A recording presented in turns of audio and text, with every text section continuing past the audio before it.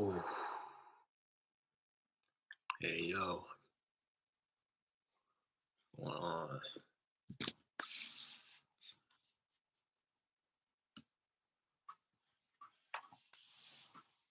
Yesterday, I fully intended on hopping on the dialer, but then I had some pretty hot lead, or at least one specifically. Well, I had like one hot one, one warm one text me back. So we were going back and forth through text for a little bit.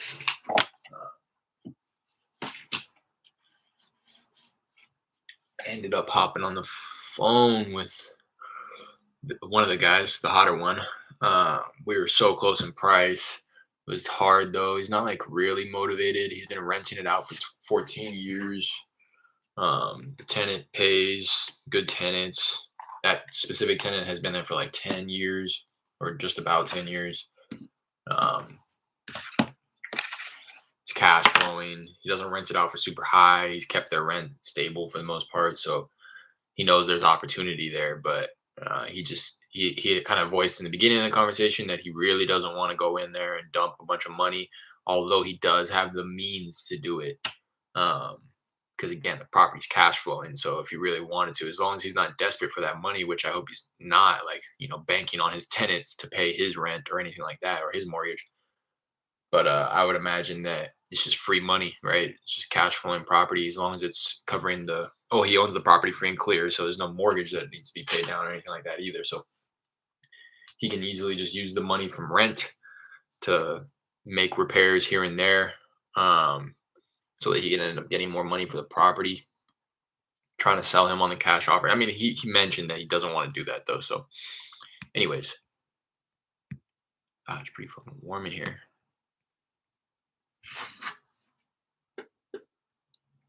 But yeah, fully planned on hopping on the dialer yesterday. But that follow up sequence from all those texts that I sent out on Monday and Tuesday automatically are texting people. So I got a lot of responses yesterday. A lot more responses yesterday than I imagined I was gonna get. Because it was like again like day 2, day 3 of just the automated text going out that they're responding when they didn't respond to that first initial one. So I'm gonna just kind of keep my eye on it as I hop on the dialer here. If you read the description, I spent a bunch of time last night. All right, cool. I didn't know if this was gonna work. I spent a bunch of time last night.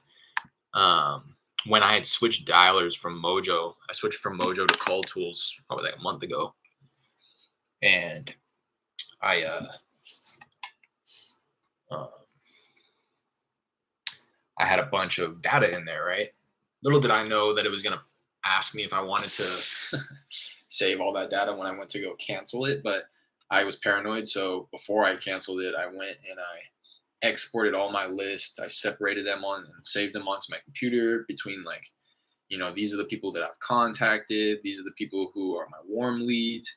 If they were any type of lead or follow up, I created a specific property card for them in CallTools, set the follow up for them. So it took me like a good couple of days to transfer all of my data over. Um, and then last night what I did was I went through all of those lists who that I had on my Mojo dialer at one point.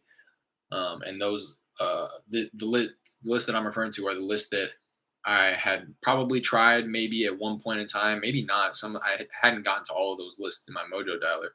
So, but for the most part, all of them had been tried at least one time. So these aren't like brand new lists. They are a little stale, older lists by like, 6 months or something like that. But I have not contacted anybody for these properties specifically. I haven't had either the best luck or, maybe not the right phone numbers for the property. So I don't anticipate it to be like a huge, contact per hour type of session. But I definitely want to call through all of these lists with the new dialer now that I have the means of increasing the number of lines that I'm dialing from. So with Mojo, you're limited to a triple line dialer. With CallTools, you can call up to 10 lines per time. Although I know it's not recommended. Even the pros and the gurus say, 5 max. So I've been kind of playing around with 5. I haven't played around with 5 on a fresh list. So when I get like brand new data, I think that's kind of going to be my game plan, and something that I'm wanting to test out is when I get a brand new list in there, I might even drop it down to like 2 lines. Because what happened, I've always said that it's my favorite to call through a list the second time. Um, because when you call through the first time, you're going to get a lot of wrong numbers, right? You're going to get a bunch of people who are answering the phone, but not necessarily 100% of the people are going to be the people that you're looking for. So you're going to get a lot of people answering the phone, but it's going to be a lot of wrong numbers and a lot of kind of just time wasted to sort through the data. Then when you call through the second time, uh, you've already kind of limited, you've already kind of trimmed the fat of all the wrong numbers, the fax machines, the the people that you're not looking to connect with. And then the second time through, not only have you trimmed the fat, but in my head, I think it's a little bit easier for somebody to answer their phone when they've seen that, oh, this person called me yesterday, or this person called me the other day. I wonder who this is, right? So you get a little bit more answers, just like any other marketing channel. You can't just send off one text and imagine them to text you back right away. You got to put them in an automated system, and that's something that I learned recently.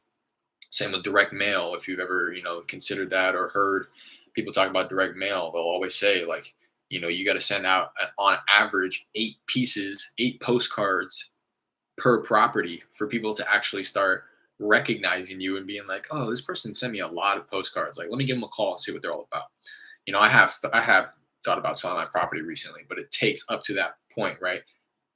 It's kind of, you're living in a dream world if you think that you can just send one postcard to somebody, they're going to get it, and then they're going to call you right away. So that's why I like calling through the second time through the list is my favorite. And then once it starts getting to like the third, then your contact rate starts to drop. So that's why I think my game plan going forward is probably going to be the first time I call through a brand new list, I'll start with 2 lines. That way I'm not missing opportunity, because again, the answer rate is going to be high, but the contact rate, and the way that I define a contact rate is I don't mark it as a contact unless it's the actual person I'm looking for. So you're going to get a lot of answers, but not, you're going to get a lot of contacts too, though. Don't get me wrong. And then the second time, your contact rate is probably going to drop off, but you're going to be spending your time with the people that you're actually wanting to talk with because you trimmed the fat. So I'm probably going to start with 2 lines the first time, bring it up to 3 lines the second time through, and then the third time through plus, that's when I'm going to bump it to 5 lines. So with these lists that I, again, have probably already called through a little bit, I may mess around and do I think I'm just going to do 5 lines for a lot of them, because again, these are older lists, stale lists, called through them already, just trying to get somebody on the phone. So wish me luck. I'm going to connect my headset.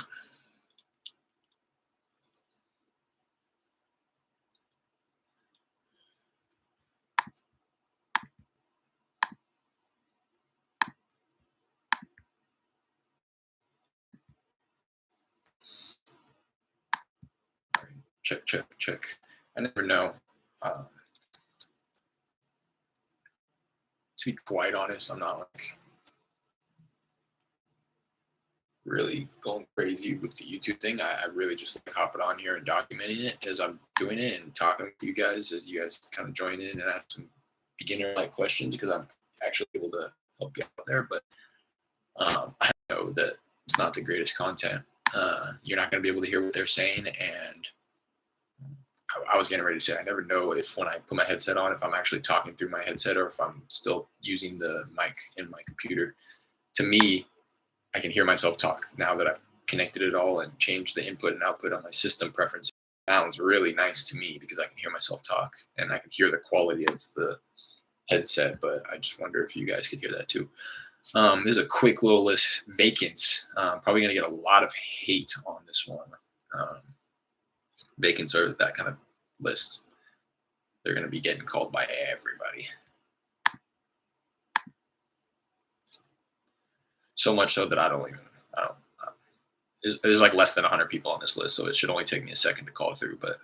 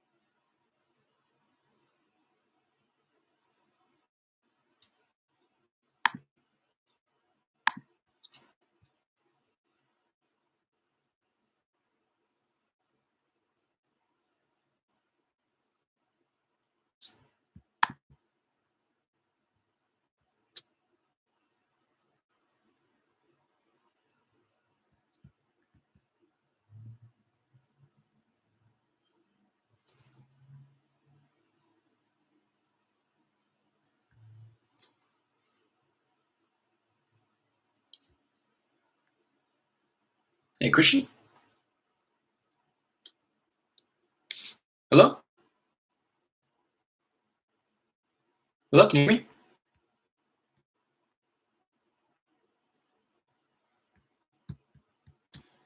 That was weird. Felt like nobody was listening to me, but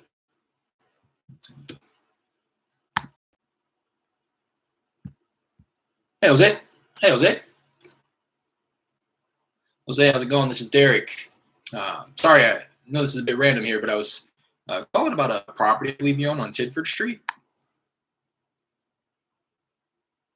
Oh, okay, okay. Uh, Spanish speaker. I think he was just using it as an excuse. I want to be clear. Uh, I'm not just saying that because he's Spanish speaking. I'm saying it because he answered saying hello. He heard what I said, and then he told me that he doesn't speak English in English. So that's the only reason I ever really say that. In my personal opinion, I feel that Spanish-speaking people kind of hide behind it, use it as an excuse just to dismiss you off the phone. Whereas other times, it's very evident that they don't understand anything that you're saying. Uh, you know what I mean? So for the most part, I still go through my initial pitch and ask about the property, and then I try to I choose how I am going to move forward in the conversation depending on how they respond.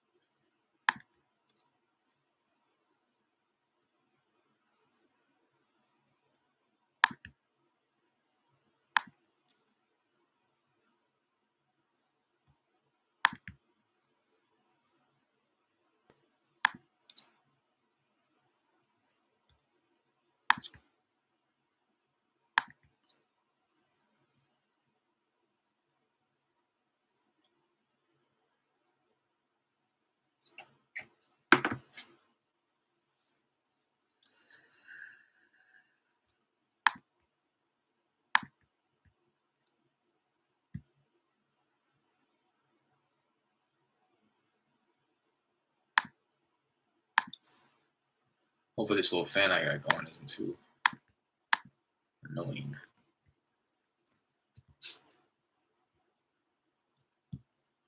Yeah, see, I just blew through that.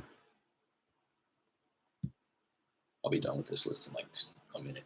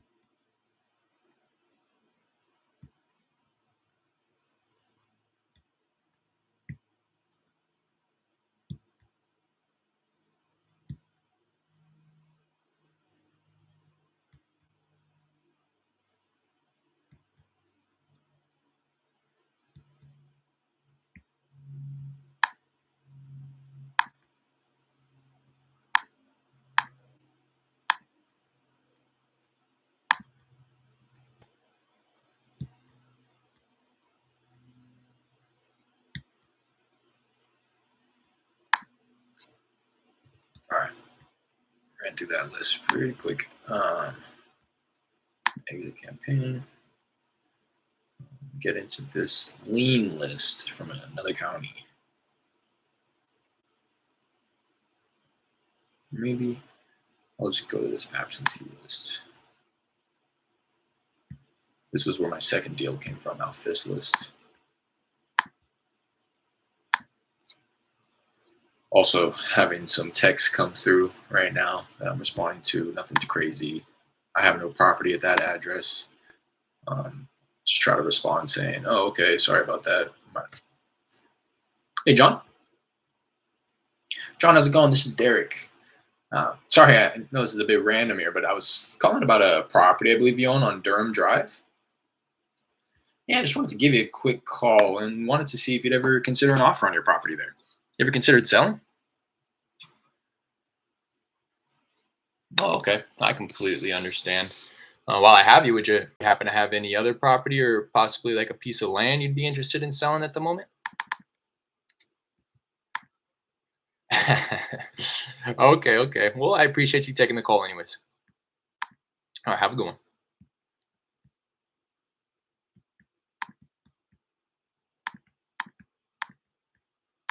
Nice guy.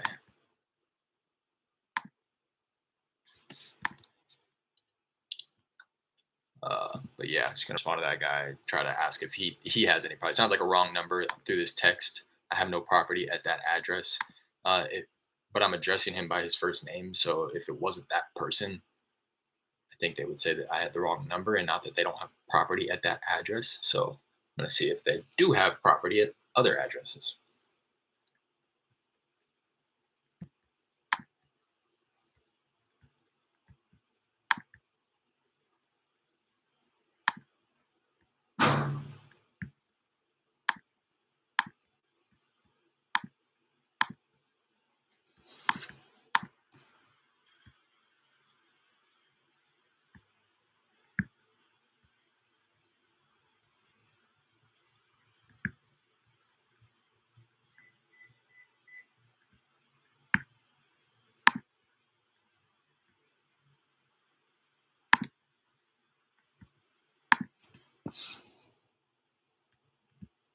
So I actually have a template for that. He says I don't own property at that address. I said, my apologies. We buy houses all over Houston. By chance, would you or anybody you know happen to have property they'd be interested in selling?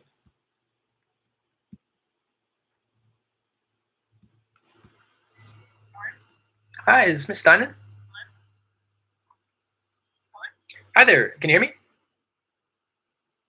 Hi, I'm sorry. I'm not sure if I have the right number. Maybe you could help me out. I'm looking for the owner of a property on Cedar Circle out in Conroe. Oh, I'm sorry about that.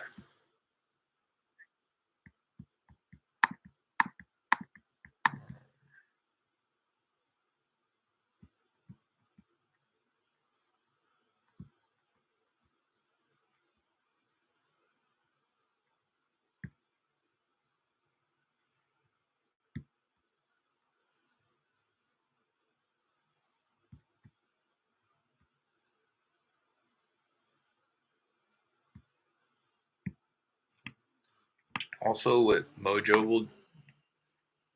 Hey, Carolyn? Hello? Hello? What Mojo will do that I liked is if you're on another tab and somebody answered, on the actual tab on the top of your browser, it would display the person's first and last name. So even if you were on a different tab, you can at least start the conversation by addressing them by their name before switching over and then asking about the address. Um, CallTools, I don't think does that. I haven't really tested it out. Only because I want to be on the tab as much as possible because it's a predictive dialer and not an analog dialer, meaning that Mojo is an analog dialer. It's the best way to explain this. A predictive dialer has voicemail detection, so it's picking up on the fact of is a human answering it or is a machine answering it. But it needs a little bit of time in order to detect that. So pretty much 100% of the time, I'm connecting on the line after they've said hello or after they've answered and said something. That's why you hear me. I pretty much am going straight into it. I'll say, well, I guess you can't. You can't hear it on your end, but every time I start the conversation by saying, "Hey, Carolyn," um, I'm saying it under the assumption that they've already said something. Because using Mojo, it used to connect right away, right when they picked up. There was no voicemail detection, or at least there was, but it wasn't as good as a predictive dialer. So I would connect right away, and I would hear that first hello. I would connect, and then I would hear hello, and then I would be able to address them. In this case, I'm connecting after they say hello.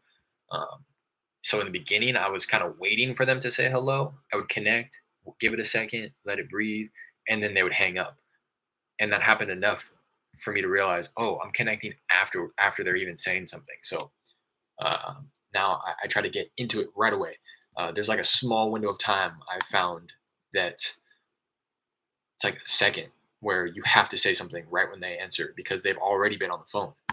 So that's why I like being on the tab right away, uh, going straight for their name, addressing them as quickly as possible. I'm dabbling a little bit right now with the text on a separate tab, but I'm switching back and forth pretty frequently.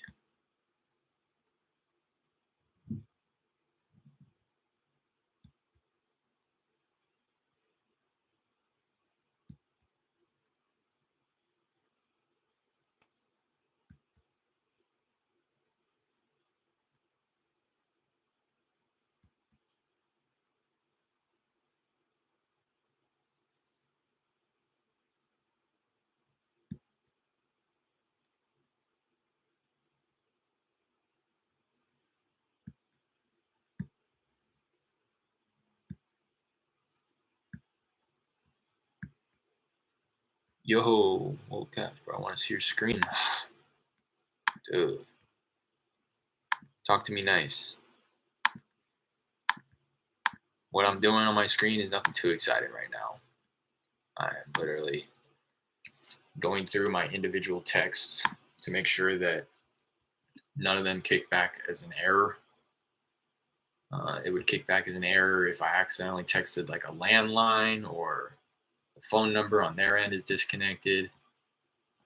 Um, that way I can just save myself from wasting money because it's on an automated drip campaign where they will still get texted regardless of if it's kicked back as an error, which I think is silly.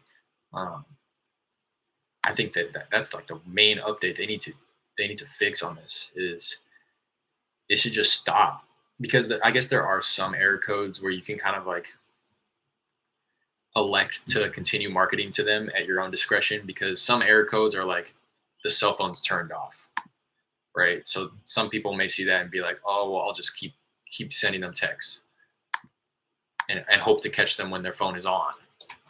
But for me, that's not really it. To me, it seems like I'm wasting a lot of money.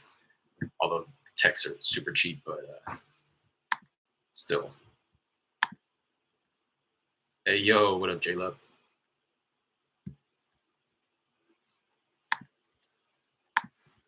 Hey, Trent. Hey, Trent. Hey, how's it going? This is Derek. Sorry, I know this is a bit random, but I was calling about a property I believe you own on Burt Brown Road. Okay, well, I appreciate you taking the call.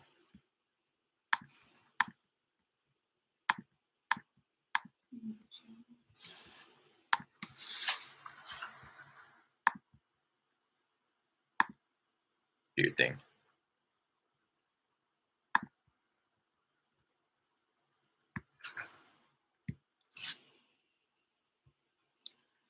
He said, "Yep, nope, nope, nope, not interested." Okay, okay, okay, okay.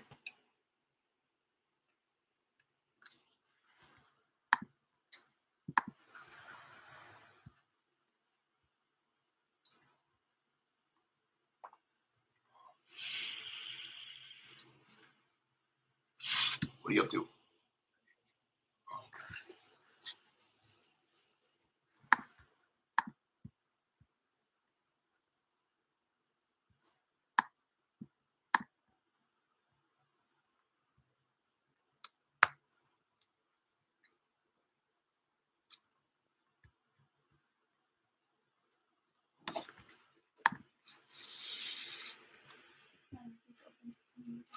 Yeah.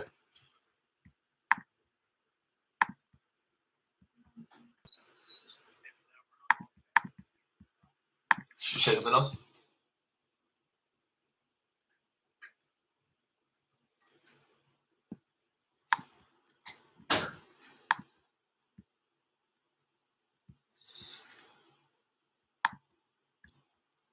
Okay. So here you go. Guy texts back. I have no property at that address. I say template. So I just quickly clicked the template, which responded saying, "My apologies. We buy houses all over Houston."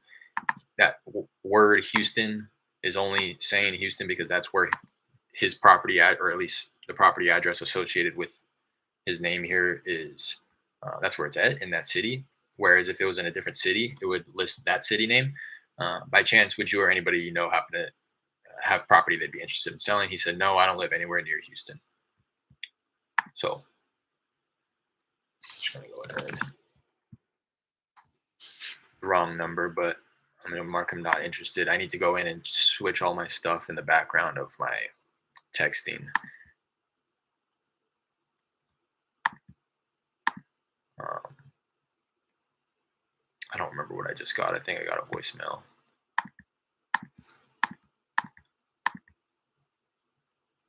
So yeah, Amazon's apparently taking it easy on us with the number of stops for now. Christmas season's going to be hectic.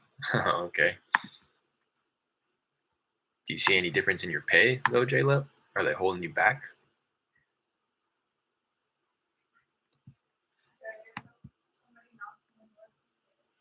Yeah.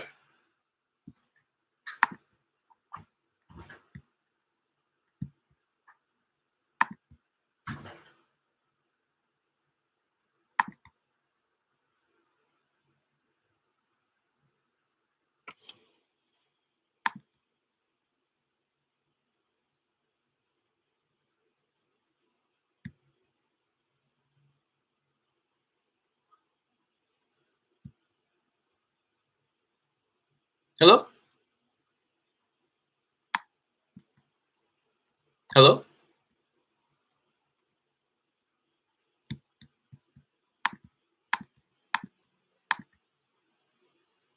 Starting out $15 an hour, then went to $17.50, and now I'm at $18.25.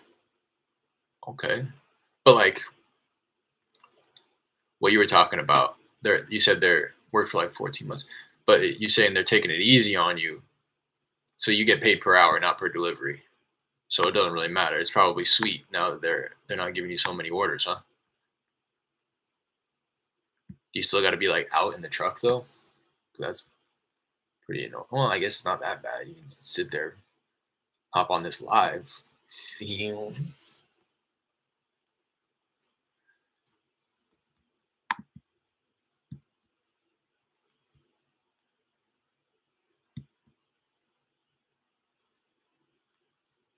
What you should be doing is using that time to drive around, build your driving for dollars list or something. You know what I mean? I'm trying to go through the uh the arsenal here. Hello? Hey, is this Mr. Kincaid? Hi there, this is Derek. Sorry, I know this is a bit random, but I was calling about a property I believe you own on Forest Lane. Oh, okay. Completely understand. Well, while I have you, would you happen to have any others you might consider selling at the moment? He hung up. Not interested. Contact made. On to the next. I wish they paid us based on deliveries.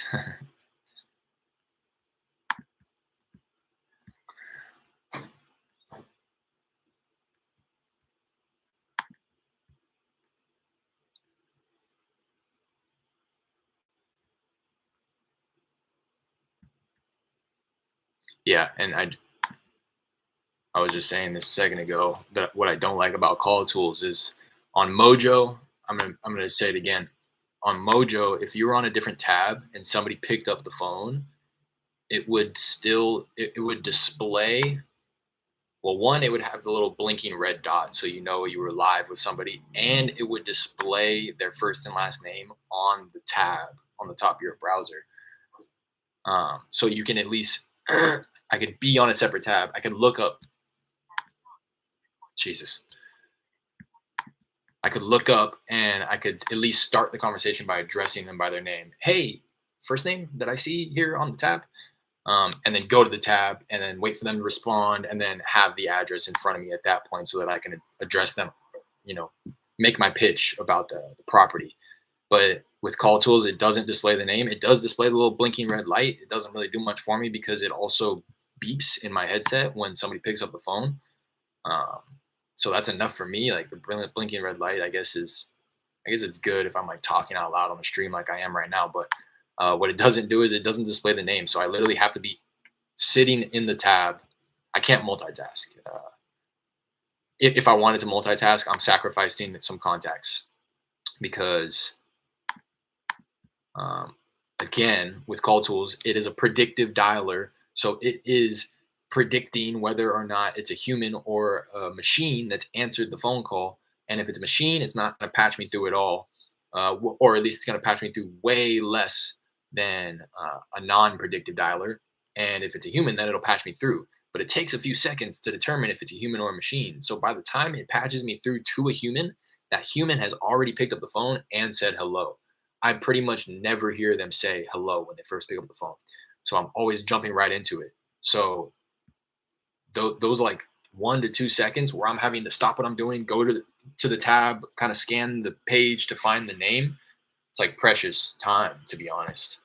Um, so I pretty much, yeah, just can't pretty much can't multitask. And even me doing this with my fucking headset is wasting time. Um, I've lost a few contacts just because I wasn't in non-mute position. This just mutes it. So I just like to, just in case somebody hops on and I'm like mid-sentence talking to the stream or something like that.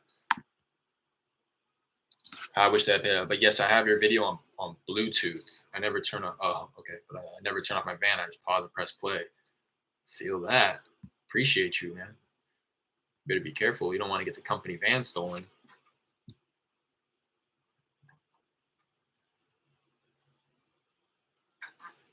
Yeah, these lists are dry, man. I'm about to get through the end of this list too. You just join me, JLUP. The neighborhoods I'm driving into are too nice. I was gonna ask, but I'll keep my eyes open if I see any distress. Oh yeah, yeah, yeah. I hear you. Yeah. I mean, that's all. Yeah, it doesn't really matter what neighborhood. I heard somebody talk about that too. Like, you don't have to be in like a C neighborhood in terms of like the rankings of the neighborhoods where you're in like an A class neighborhood, right? Where there's like Whole Foods and strip malls and not strip malls, but actual malls. You don't have to be in that type of a neighborhood to make money in real estate. Specifically with us, you probably want to be in a lower class neighborhood, but people are doing it in all types of neighborhoods. If you see even a little bit of distress on a property that's 2,500 plus square feet, it's going to cost a good chunk of change to be able to make that one repair. Like if it was the siding, it's going to take clearly more than if it's just like a little dinky house to fix the siding. Now you're going to have to redo the siding on the whole thing, or just painting the exterior. It's on a bigger house. It's going to take a lot more money. So granted, the people who live in those houses probably have the means, but you never know people's circumstances and situations, especially post COVID, with people, being furloughed and losing their jobs and stuff. So, I mean, it's still happening for sure. But yeah, keep your eyes peeled, man. If it's like the roof seems like it's old, uh, bro, there's like different things, different indicators too that point. Hello? Hey, Mr. Chavez. Hey, how's it going? This is Derek. Sorry, I know this is a bit random here, but I was calling about a property I believe you own on Perry Road. Yeah, I'm Conroe. Yeah, yeah. I just wanted to give you a quick call and wanted to see if you'd ever consider an offer on your property there. You ever considered selling? No, completely understand. While I have you, would you happen to have any others you might consider selling at the moment? Okay, all right. You think maybe in the near future at all? May hear some consideration in your voice. No, no. Okay. Well, I appreciate you taking the call. All right, bye now. Uh, try to milk that one a little bit. The way he answered was like, no, not right now. If they ever say not right now, I'll ask, you think in the near future? Um, and if they are like a little hesitant in their no, like, I'll kind of like play around with it a little bit, like I just did. Like, I kind of hear a little bit of consideration in your voice. You sure? Hey, James. Hi, I'm sorry. Is this Miss Fortenberry?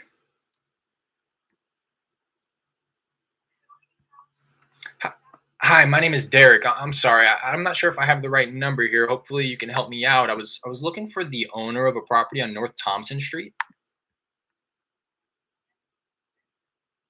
Oh, okay. I might have the wrong information. Well, while I have you, would you happen to have any property you're looking to sell at the moment? No. Okay. Well, thanks for taking the call. Uh-huh. Wrong number. Right as I say that this list is bunk, start getting a bunch of contacts coming through at the last second. But there's only about 5, 6 properties left to dial through, so should be done with that in a second. Oh, but what I was gonna say is, uh, in the beginning, this is kind of the mind frame that I was in as well, and something that I had to realize when I was virtually driving for dollars is that you don't just have to look for the properties with the roof falling off or the siding of the house completely peeled off, or let me exit out of this one, just finish that. Stuff like that. Like there are other indicators just in the general vicinity of the property that will allude to another circumstantial, situation that somebody may be in, right? So overgrown grass, that's one. I know that one gets talked a lot about a lot. Overgrown grass, just the fact that they either are lazy, and that's the type of person they are, or they don't have the physical means to get around and uh, cut their grass or tend to their landscaping. Broken down vehicles in the driveway. Um, Same kind of, again, just kind of speaks to the character of the person. Like if they are going to have broken down cars in the driveway that they're not going to fix up, I'd imagine that they probably have some damage to the inside of their house that they're not going to fix up. Um, or at least, I'm going to make that assumption, and it's worth putting them on my list to give them a call, right? You don't want to be too overly picky. And that's the point of what I'm saying, JLep, is if you see anything on a property, JLep, the homie looking out, no doubt. JLep's the main supporter. JLep's my number one subscriber. I literally film videos for JLep. So I know I'm slacking too, JLep. I'm going to get you that video on my contract. I was supposed to film that this weekend, but I didn't. But JLep, the true homie. Justin is his name.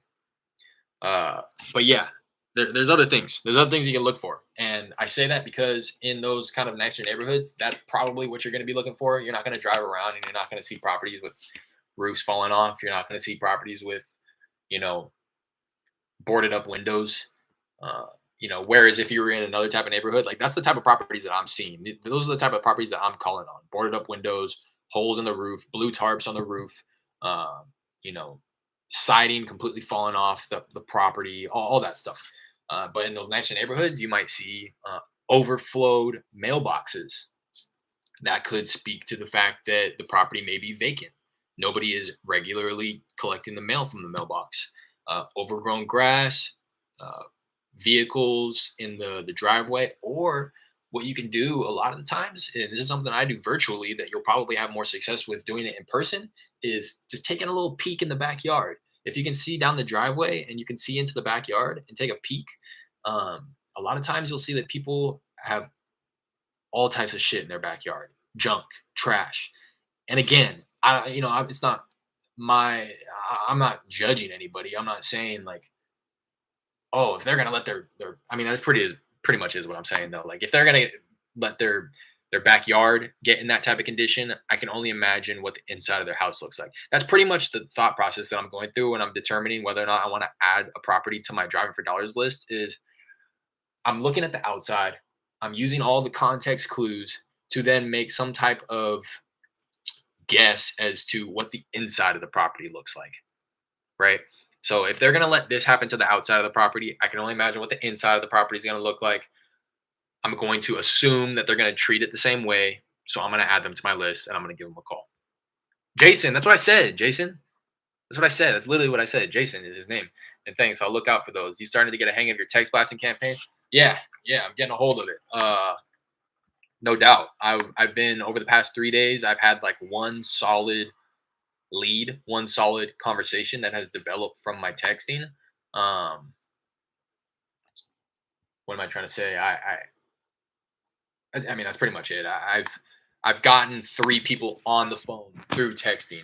Is the point of what I'm trying to say? Is I've had a lot of conversations back and forth via text, but the main goal is still to get them on the phone because those are going to be the people who are most interested and most motivated. So I'm still trying to push people on the phone, and it's kind of like if it's one thing that if they're down to text back and forth about the property, and a whole other thing if they're down to get on the phone with me and talk shop, right? If they're gonna give me all the details, if they're gonna talk about what their asking price is, then they're serious.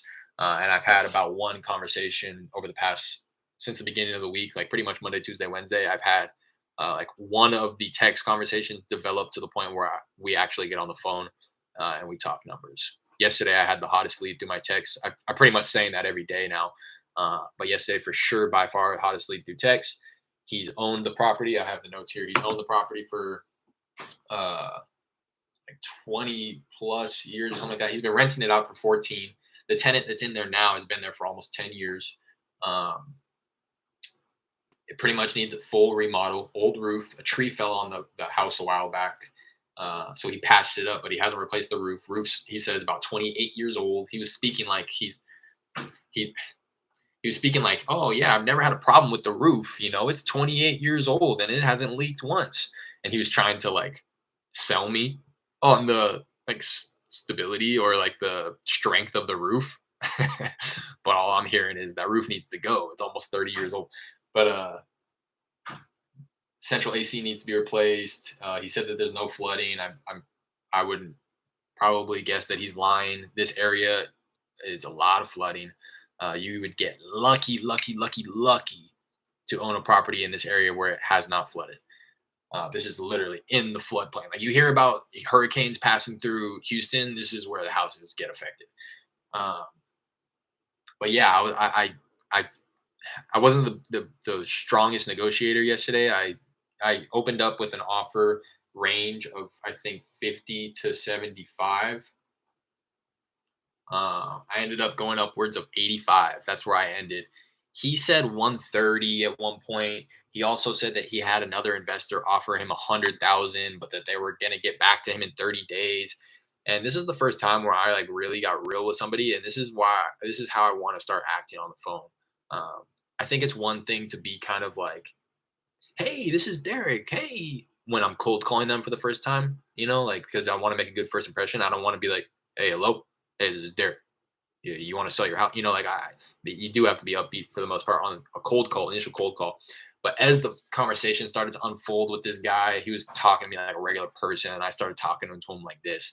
And I told him, I was like, "Look, man, I'll be honest with you. I don't know these other investors. I don't know these people, but if they were serious about buying your house at that 100,000, they would have made you an offer right there. They would have sent you the contract. They would have came out to your house and had you sign the contract. You know what I mean?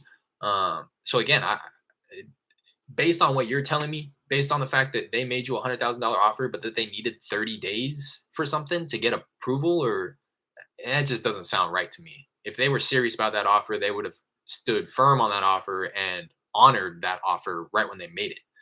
And I'm telling, and that's why I said to him, I'll be honest with you, that's what I'm doing right now. I'm serious about buying your property, but I know what I need to buy it at as an investor. I understand that you got these offers for 100,000. In my head, in my opinion, again, just to be honest, I think it's bogus. I don't think they were ever really intended on buying your place for 100,000. It sounded like maybe they were just trying to be nice about it and let you off easy because you weren't budging on your asking price. So I'm telling you, 85,000 is the best that I can do. And he started saying things like, I know it's a good offer. I know it is. Um, and that's like the most that I can do. I think I'm going to take down like a 5,000 assignment fee on that. If that, like, it's going to be tight, super tight. If I get it at 85, I'm gonna have to spend like intentional effort to try to find the best buyer for it. Um, whether it be like a hedge fund or somebody who's willing to do rehab and then get a tenant in there. We're gonna be like a buy and hold play. But yeah, and he ended up coming down to 90.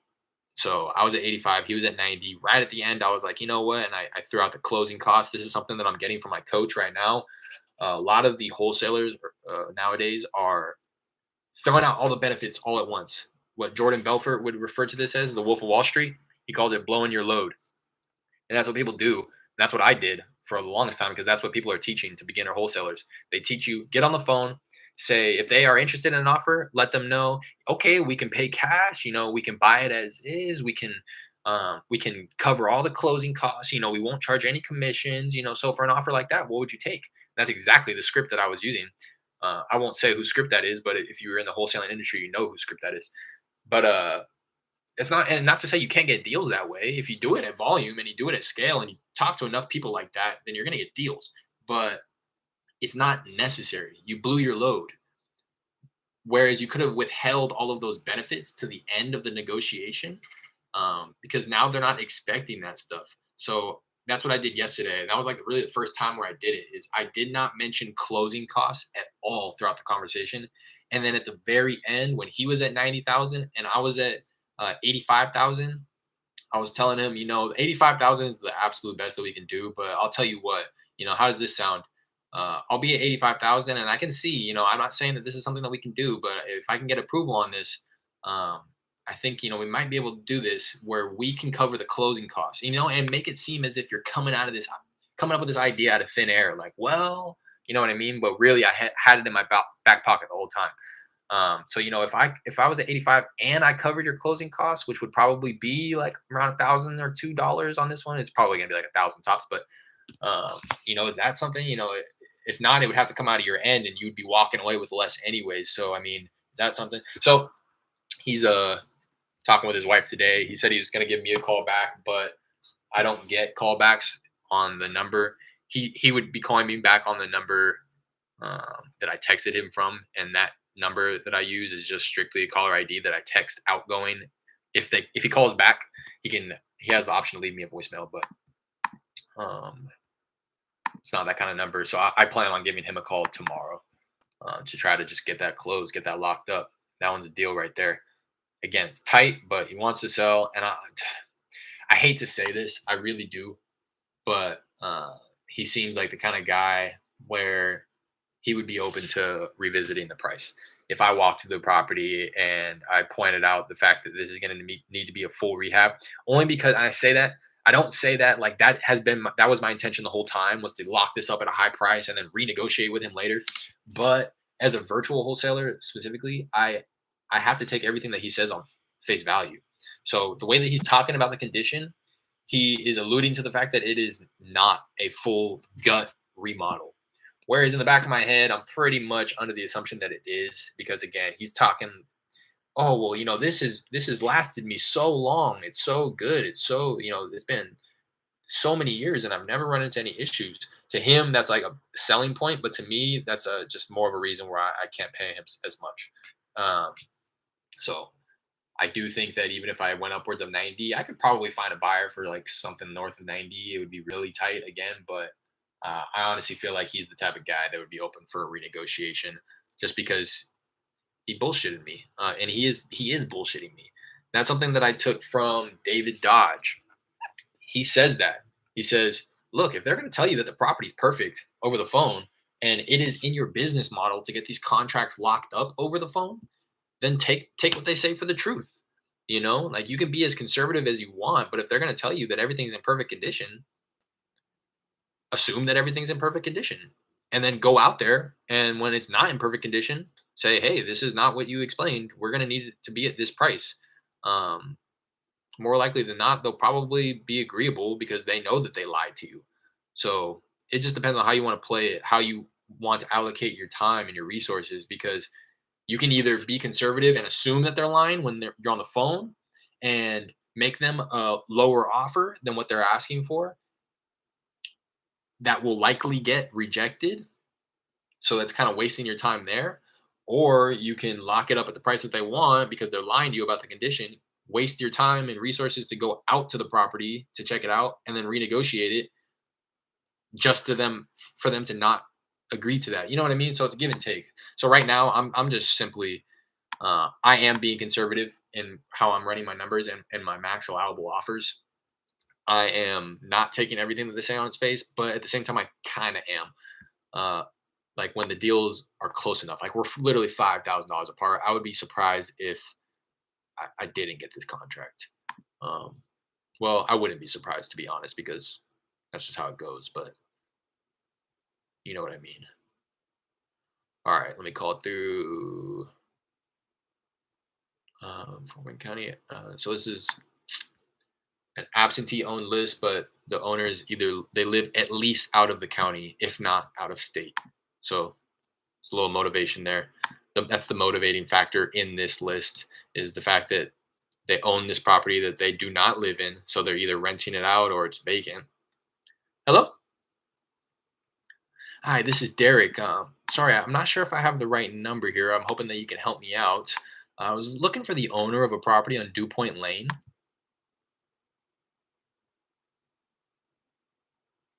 Do I have the right number? uh, I'd like to think that that was the right number. He didn't know how to act when I brought the property up. He said, "Oh yeah, uh, click." Um, so I'm gonna go ahead and mark that as not interested.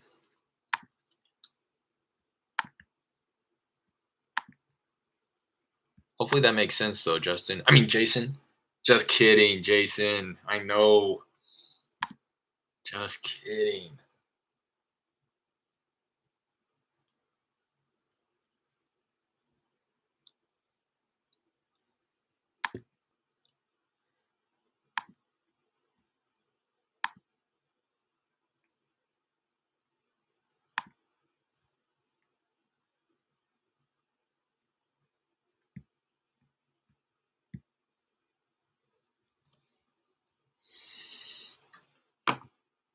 So that's a hot one. I've just been having really good conversations with people who are asking for follow-ups. I see it as opportunity one to build my pipeline, and two for me to refine my sales skills and my sales process. Because a lot of these people, I know deep down, I can be honest with myself. If I had better sales skills, I would be able to close these people. All of these people are on the fence; they just need to be pushed off in my direction.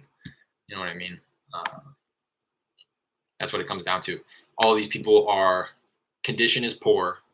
The condition of the property is poor. They don't want to spend the money. They don't have the money to spend to repair it. They need to sell it as is. They have some type of motivating factor. They're done, you know, like this guy, he's rented it out for 14 years and he just wants to be done with it. That's been kind of pretty much the conversation between the last couple absentee owners. Tired landlords is what you refer to them as. It's just landlords that I had one guy the other day talk about, I've been renting it out for 3 years. And 3 years ago, when I put that tenant in place, had I known how much work was going to be involved, I probably wouldn't have done it. He's pretty much said that verbatim. He's like, there's the repairs that pop up. Like, I swear, every week somebody needs to get called out to the property. Uh, you know, COVID happened, rent payments started becoming an issue, having to deal with the tenants, like life situations. It's like, it is just too much. I thought I was just going to put a tenant in there and I was going to start cash flowing. But people don't realize that if you're not going to outsource property management, you have to do all that. You know what I mean? And that's what a lot of people don't realize. So, hey, Celia. Hey, this is Derek. Sorry, I know this is a bit random, but I was calling about a property I believe you own on Ridge Creek Circle.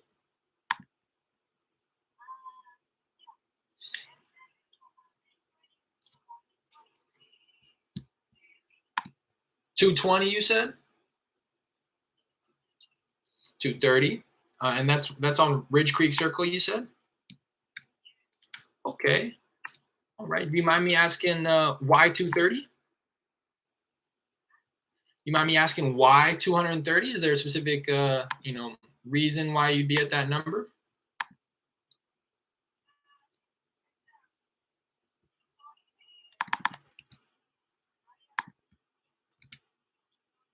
Okay. Okay. All right. If we were able to do that, how quickly would you be? How quick would you be looking to sell? Okay. Um, I hate when that happens. I hate. This is like my biggest pet peeve is when you click on the Zillow to push it to anywhere else. Um, Zillow. I'm talking about Zillow. If anybody who's in Zillow often, this is like my biggest pet peeve is when you enter in the address and it doesn't pop up on Zillow. It's like Zillow doesn't have a log of all addresses, or Zillow only has, I don't even know. I honestly don't know. It's kind of like when Google Maps, when the person doesn't drive down your street and now you can't see a Google image of your property. I swear it's something like that. But that whole time she said 230 and I was just trying to open it up on Zillow, see what the estimate was, figure out if that was even worth pursuing. So I ended up just Googling it real quick and I pulled it up on realtor.com. They have the estimate at 150. So nowhere close. And towards the end of the conversation, I started to gather that was she didn't even really, she just threw that number out there. Yeah, yeah, 230. And then I started asking why 230? Is there something, is there a specific reason that you like 230? It just seems like such a specific number. She was like, yeah, yeah, 230. Okay, okay, bye. Like, all right. So I'm just gonna go ahead and take that as not interested. Don't mention the closing costs till the very end. Interesting. Yeah, it's something that my coach really talked about on a. I don't one on one with him, but I'm part of his program. And hey yo, how's it going today? I love that all you guys say hey yo. That's like honestly, it warms my heart when I see that. How's it going, CWL? It's going good, man. Tell me about your contract. Tell me about your contract that you got on Friday. But yeah, J Love, that's something that he hosted like a full hour long Zoom about that specifically. Withhold all that. Don't it almost legitimizes you and your business.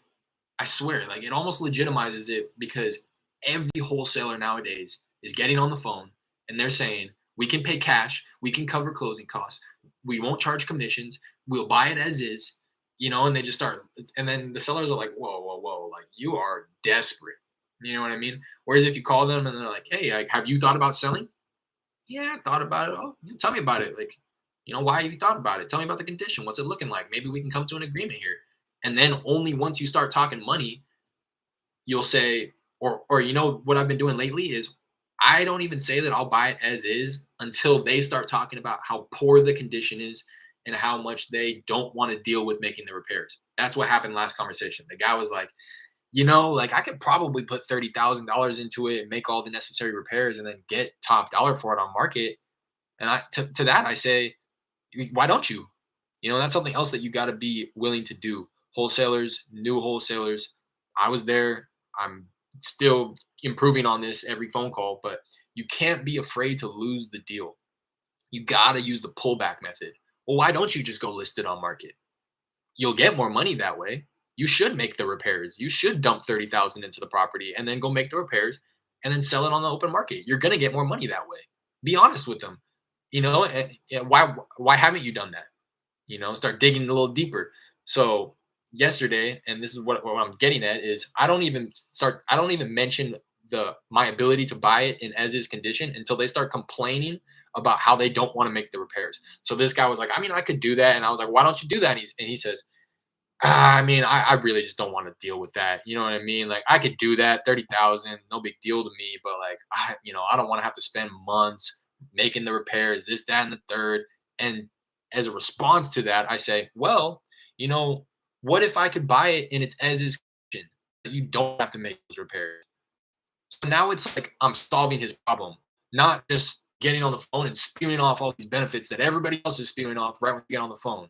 It's like I'm withholding these benefits and using them as leverage for when the opportunity arises. So this guy, I don't want to make those deal with it. It's going to be a lot of money, a lot of effort, a lot of people, a lot of contractors I'm going to have to deal with. Oh yeah, I hear what you're saying. Definitely, I definitely agree with you. It's going to be a process. By no means is it easy to do that type of stuff. What if I could, buy it as is? And then again, what I did yesterday when we were $5,000 apart, I never mentioned the closing costs up until this point when we're deep into the negotiation.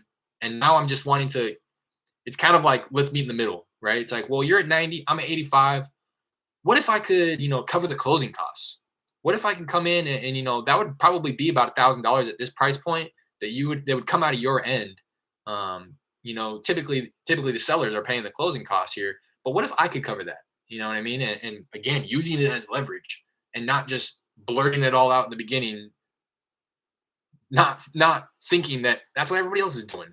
Literally, these people get phone calls every day, and the only way that you're going to push through the end and get that contract is differentiating yourself from every other person that calls them.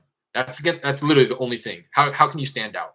How can you stand out and actually come across as somebody who's going to solve their problems? And that's something again that I'm learning every day. By no means am I a pro. I'm not going to sit here and preach to you like I do this perfectly and this is what everybody does. I'm having revelations every day, and I try my best to implement those into my conversations that I have. So deal should be closing next week. I'm covering closing costs just to get the deal done. My assignment is a little under 10K. Congratulations, man. So you found a buyer. That's awesome. That's honestly so cool. Congratulations. I'm proud of you. I'm celebrating you. That's wild. Congratulations. That's so cool to me that you hopped in here, and by no means am I going to take credit. I've only given you I've barely breached the surface of the game that is to be learned in this industry. So 100% all on you, all your effort, all the time that you spent in building the list, calling through, finding that person to sell. Sounds like you found a buyer as well. So you've already handled the dispo end of things. Sounds like you've linked up with some type of closing agent, whether it be a title company or attorney, depending on what market you're in. And it sounds like you have a closing date and you know what your assignment fee is. So it sounds like you're just pending closing, which is the best feeling and probably the most nerve wracking feeling too. So my advice to you is keep in contact with your seller. I don't care if you talked to them 2 days ago. If you haven't closed yet, call them every 2 to 3 days and say, hey, just checking in. Just checking in. Uh, no movement here. I know we have that closing date set. I just want to make sure that you know that I'm still on board here. The more time passes, I know people start to get a little bit more uncomfortable. So just want to, remind you and reassure you that we're set to close on this date. As a reminder, I'm going to handle the closing costs. Um, you know, uh, yeah, I'll round back every couple of days. Just make sure you don't have any questions or concerns here. But other than that, please feel free to reach out if anything does come up in the meantime. But again, we're set to close on this date, and I'm really looking forward to getting you paid. I found that's once it gets to that point in the process and the deal where everybody's just kind of waiting to get paid. My last deal, I started to shoot the shit with the seller a little bit and started talking about the money. Right? It's a little bit it lightens the mood for everything. It takes you out of this transactional relationship. Like, I'm paying you this. I'm gonna do this for you. We're gonna go to this title company. I'm gonna cover it's like very transactional. And again, on my last deal, at that point, I started kind of shooting the shit. Like, what are you gonna do with all that money, man? 75,000. What are you gonna do with all that money? And he was, oh, yeah, I was thinking about buying another house, but I think it's probably just a smart thing. Pay off all my debt. I should have a good chunk of change after that, and then I'm thinking about going on a vacation with my wife. That's awesome. Where are you gonna go? You guys thought about where you're gonna go? You know what I mean? Like, I don't know. Now I'm preaching to the choir, but because I mean, you guys know this, but I think it's easy to remember that when you're in the moment and your nerves are going and you're thinking, gosh, like hopefully this closes, and we're so close. I can see the finish line. Um, it starts to bleed into how you treat your seller. It starts to bleed into how you act when you're on the phone with the title company, the seller, the buyer. Just play it cool, man. Play it like you've been doing deals your whole life. This is just a drop in the bucket. This one deal, whatever, is nothing. And that kind of goes along with that same mentality of the pullback method when you're on the phone with sellers. You can't be afraid to give them other solutions that will be better for them. You know what I mean? You want to fix up the property? Do that. I urge you to do that. You will make more money that way. Why don't you? You know? Or I mean, this place is in pretty good condition. I've had sellers who just did remodels and they're talking you know, they're talking, well, I want this much for my property, like, and I tell them, well, if you want that much for your property, that's a reasonable asking price if you're going to list it on market, and I think that you could probably get that based on what you're telling me the condition is. So, like, why haven't you done that? I've had sellers say, well, I just honestly don't want to deal with the showings, the agents. I'm willing to sacrifice some earnings on the sale of my property just to be done with it and make it a smooth transition. I've been doing wholesaling on and off since 2016. Oh, okay, that makes sense. This isn't, rookie to this. Life got in the way. I had some extra money for my Shopify store and decided to get back in, and I had a buyer first and made it easier. Nice. What? That's like, that's very dope. You're the buyer first. That's really cool. You know what I mean? That you have a trusted buyer where you're able to bring them that deal. Because I know that's what people freak out about. Do I get a buyer's list first, or do I call sellers first? Do I get leads first? Do I get contracts first? I would have loved to have a buyer, to be quite honest. I just didn't have anybody in my virtual market that I trusted. You know what I mean? I didn't want to. I didn't want to send somebody out to the property before I got the contract. I didn't want to do any of that. So, you know, maybe that's like a scarcity mindset, some type of a little something that I need to overcome myself, to be honest, just so that I'm living abundantly and not convincing myself that the one contract that I have is the only one that's ever going to present itself. Correct me if I'm wrong though, CWL. This is your first contract. Is it your first contract in wholesaling ever, or is this just your first contract in revisiting wholesaling? Curious. I don't remember what this last woman was. I think she. Oh, this is the woman that told me 200 some thousand. I've been on this post call for like a half hour. Let me get back into the dialer.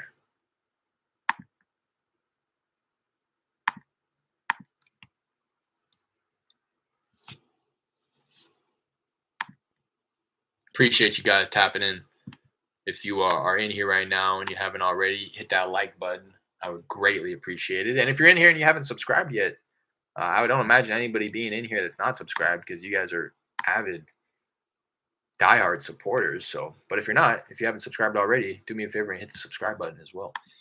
I'm trying to, I would love to push upwards of 50 subscribers by the end of the year. Sitting at about 27 right now, I think. So that's kind of my goal with YouTube. I know, again, I was saying this earlier, I don't spend time in developing my YouTube channel by any means right now. I really just want to keep my focus on building my own business. So I know that this isn't like the best type of content. I know that, but I appreciate you guys supporting me the way that you do already. And I hope that you guys stick around for a while, because that is going to be one of the first few things that I look to reinvest into my business, is some type of a setup where I'm able to stream a little bit better. Get some streaming software so you can see what I'm doing on my computer. I'm trying to build a PC as opposed to just working off my little 13-inch MacBook. So I appreciate you guys again for supporting me the way that you do, because I know that there's way better content on YouTube than my channel.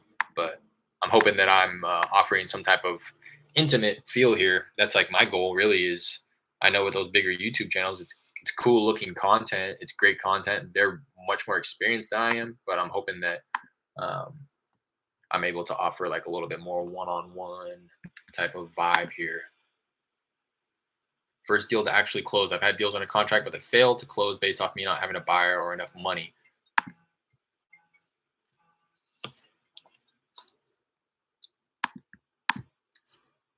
Hello? Hey, is this Mr. Kelly?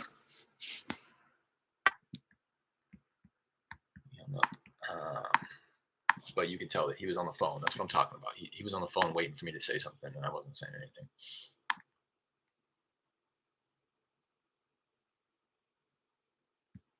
Oh, okay. Yeah, you didn't have enough earnest money to put down for the homes in Cali. I see. What were people expecting? Like 1%? 1% of purchase price for earnest money for the homes out here in California? And correct me if I'm wrong, but you're virtually wholesaling now, right? If I'm understanding correctly, maybe you used to virtual or wholesale in your local market in California. Life got in the way, and now you're revisiting it in using the virtual model. correct me if I'm wrong, but I think I remember you saying that the other day. You may be even doing it in Texas or Houston. I'm pretty sure, if I'm remembering correctly. If so, we need to link up. Hello,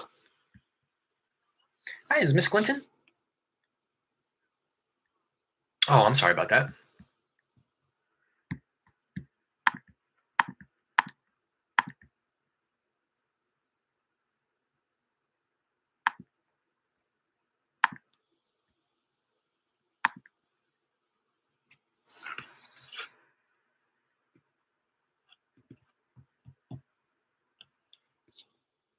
Let's see how many are on this.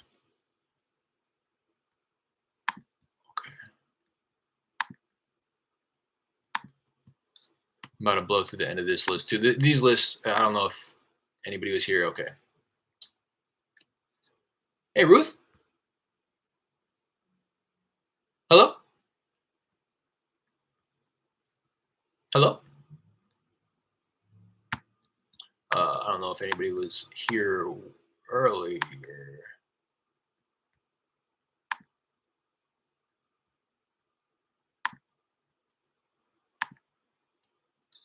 That was weird. It said that the list was done, but it connected with me with somebody, and now it's still calling a few. There's 4 people left, so I'm gonna let these last few dials go through.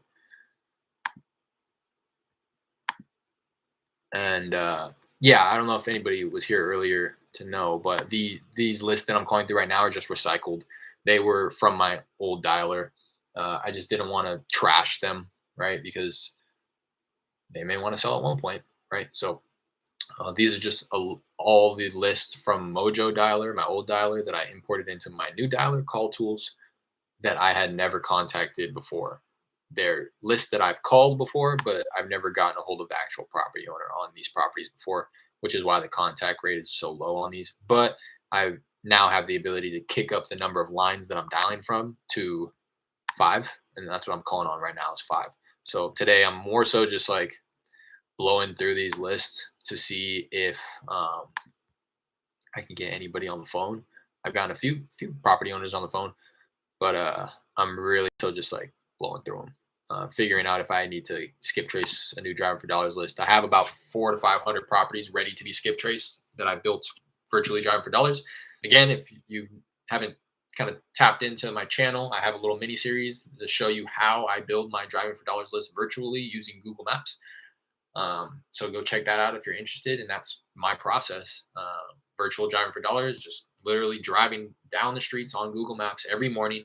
I try to get at least 20 properties in every morning, with a goal of 150 a week. So 20 minimum, 30, uh, is my goal per day, Monday through Friday, 150 a week. And skip trace it, throw it in the dialer. I just implemented texting as well that I'm seeing some success with, so that's cool. First, 15 to 2,500 earnest for homes out here. Yeah, I switched my market to Arizona for a while, then went to Texas. I found my Texas buyer here on Connected Investor. Nice. Yeah, I'm sure you saw all types of competition out in Arizona. It's like that's like the market. But nice. What part of Texas you in? I'm telling you. I mean, not to like. I hope I'm not coming across as like intimidating or anything like that. But I really something else that you learn quickly in this business is that collaboration over competition. If there's any way that I could help you, or hopefully you can help me in our respective markets, I'd love to kind of explore that, see if there's any areas where we could help each other out. Because if you're in Houston, we need to link up. We need to link up. I need to give you my buyers. I can literally share my whole buyers list with you. Not to say that every single one of these people are buyers, but I have 1,000 plus people who actively buy in the Houston area. So I'm sorry, I have 1,000 plus people on that list. I would imagine that a good chunk of them are active buyers, but yeah, I've spent a good amount of time connecting with people who are buying out there and learning their criteria and what have you. So if there's anything out there that you need help moving or something like that, or maybe like again that one buyer that you have isn't gung ho about the property that you get under contract in the future, which is going to happen, right? I mean, that's the idea, is to be able to outperform your buyers, right? Your buyers can only handle so many properties per month, and your goal should be to exceed that. So that you need to start finding new buyers. Stop texting me. All right. Again, the only reason that I'm even seeing that is because I'm clicking through individually through the messages, but the system on the back end picked up on the word stop. It tagged it DNC, removed it from the marketing campaigns, pushed it to the DNC pipeline stage, and marked the conversation as read. So I didn't even really have to look at it. I'm just kind of scrolling through here individually at the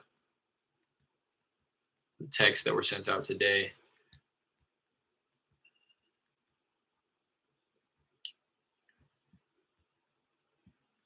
I'm not going to go through all of them individually, though. Stopped. He went with the past tense of stop here that the system did not pick up on. So I will manually DNC this person. I have all the triggers set up on the background, so all I have to do is tag them DNC, and in the background, it's going to pick up on that. It's going to opt them out of marketing campaigns. It's going to mark the conversation as read, and it's going to push them to the DNC pipeline stage. Pretty much everything that I just said the other one did, but I don't have to manually do all of that. All I have to do is tag it. I did have to manually set up all those triggers on the background, though. I'm farming the Sunnyside in Greater Fifth Ward area. My buyer is in downtown Houston. He's mostly buying homes for Airbnb purposes. He has a private money lender fixed the deal, so he's buying all over. Bro, we need a link. What do you mean? Sunnyside? I remember now. Sunnyside. So I drove for dollars in Sunnyside before. I might even have the paper where I was marking where I was driving. But yeah, man, that's hot. Greater Fifth Ward, right there in that little area, East Houston. That's where I'm at. My first deal, if you're familiar, my first deal was in Pasadena, and my second deal was in Conroe, Montgomery County, north of Houston. But I love that area: Pasadena, South Houston, Sunnyside, Third Ward, Fifth Ward.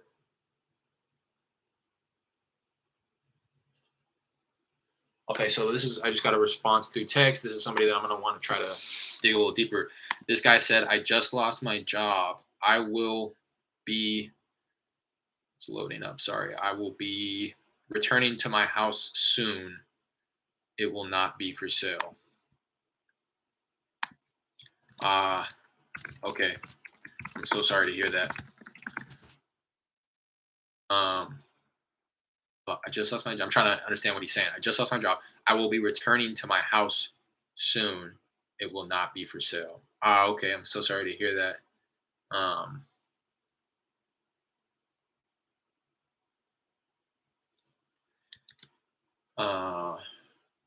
Trying to see, like, is there any way that I may be able to help with, is there any way that I may be, is there any way that I may be able to help with any real estate,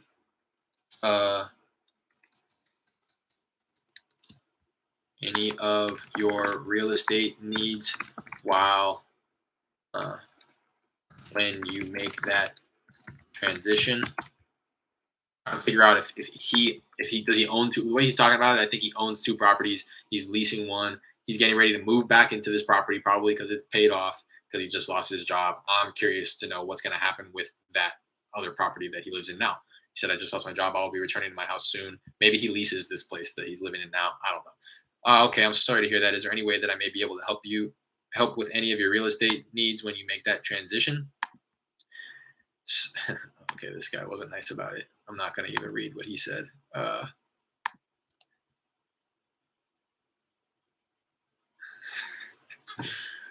Yeesh, these people. I need to put these words in so that they trigger the DNC as well.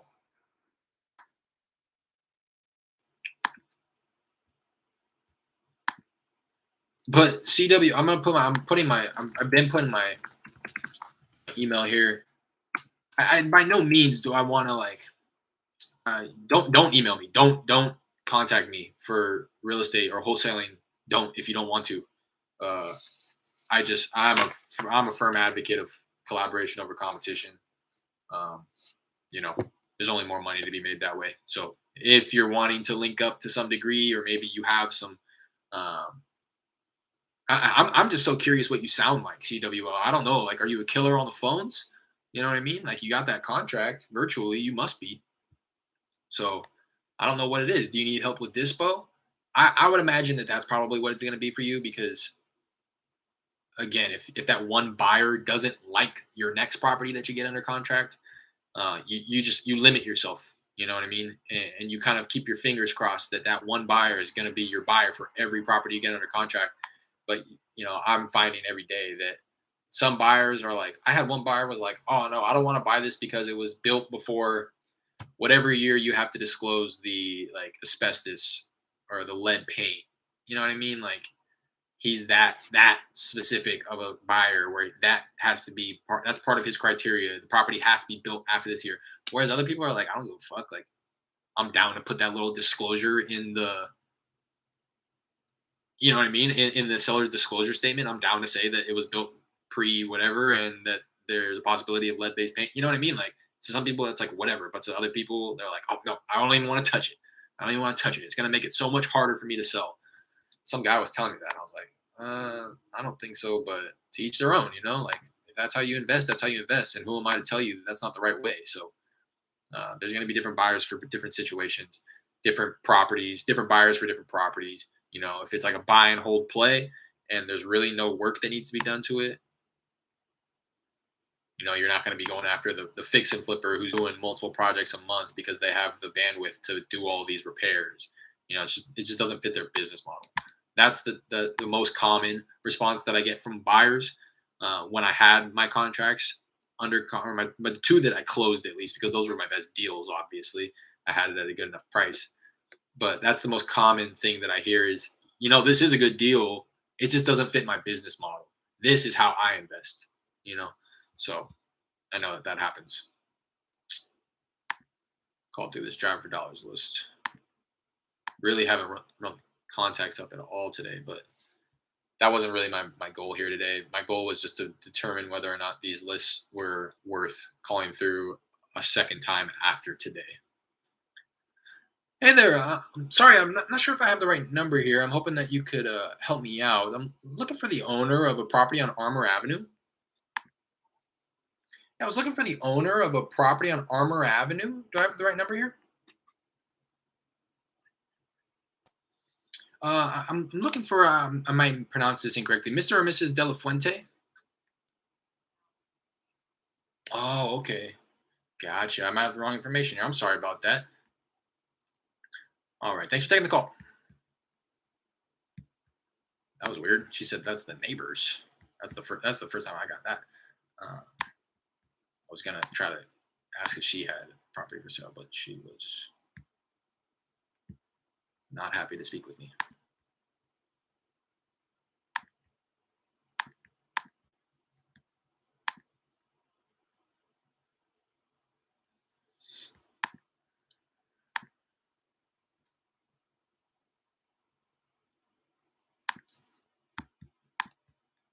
Hey, Sandra.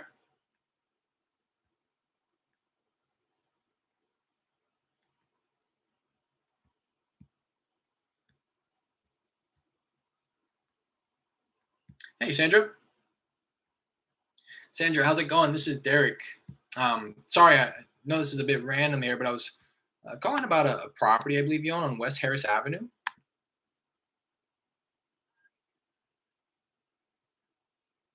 Oh, okay, okay. Completely understand. While I have you, would you happen to have any others or maybe like a piece of land that you'd be interested in selling at the moment? Okay. Thank you for taking the call. Bye now. Here we go. We're rolling now.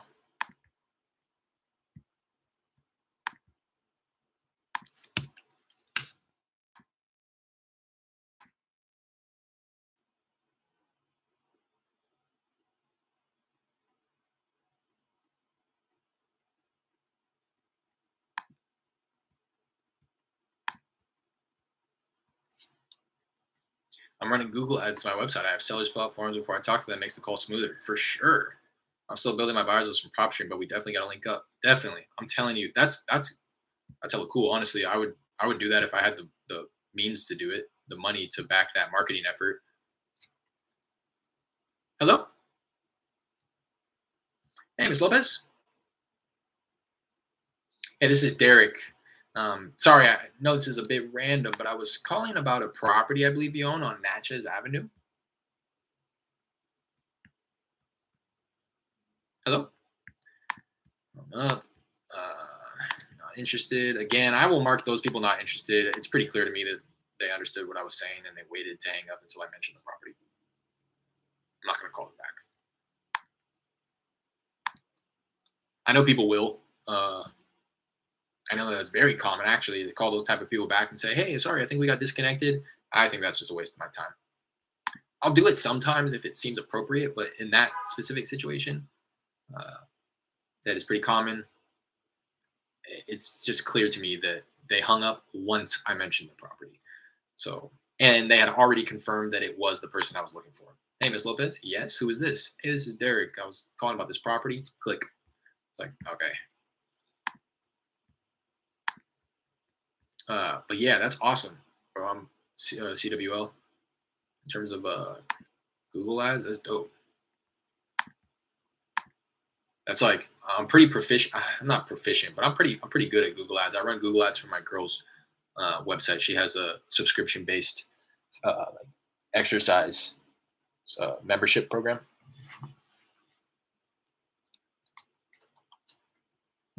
So we'll run little ads for like free downloads or 7-day trials, stuff like that. So I'm pretty experienced in Google Ads. I definitely know what I'm doing.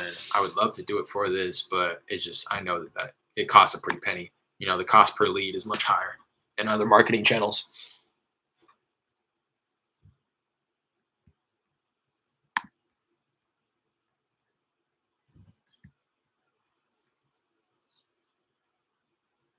But yeah, CWL, write my email down. If like I said, I mean, no obligation, obviously, to like link up, but if you like get another contract under your belt, I'm down to even like shop it around, or like see if maybe any of my like previous, but if it's in Sunnyside, I know it's hot. If you get something in Pasadena, the guy who bought the first property, he actively buys in Pasadena and the surrounding area there. So if I get anything else in Pasadena, I fully intend on bringing it to him. So I have like a little bit of an A list buyer type of, I can reach out to them before I just like blast it out to my email list. If that's something you're down for, and I'm willing to do that just to kind of like shop it for you before we like sign any type of JV agreement or anything like that. Um, Down to just feel it out to see if maybe I do have a buyer for you.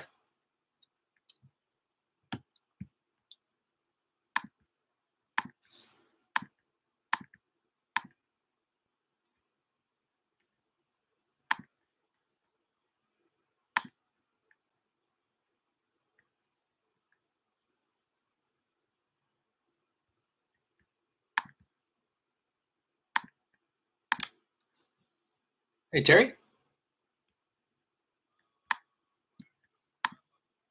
Hi, I'm sorry. My name is Derek. I was calling to see if one, they were the owner of the property I was looking at, McMaster's Avenue, and two, if they were interested in receiving an offer for their property there.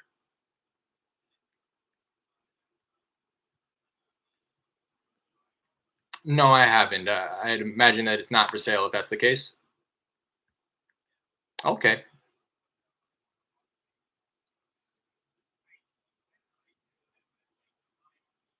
Hmm. Okay.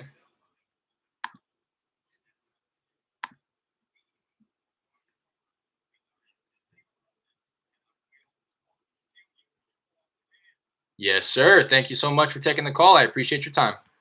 Woo! He was mad. Um, Woo wee. Times like that, I'm glad that you guys can't hear the seller. Woo!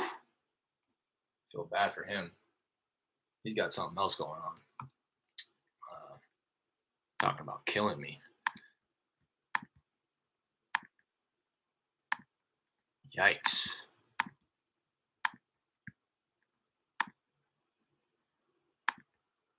I was thinking about hanging up on him, but wanted to at least hear him out. you know, give him a little space to vent. He needed that for sure. Glad that I could provide that to him.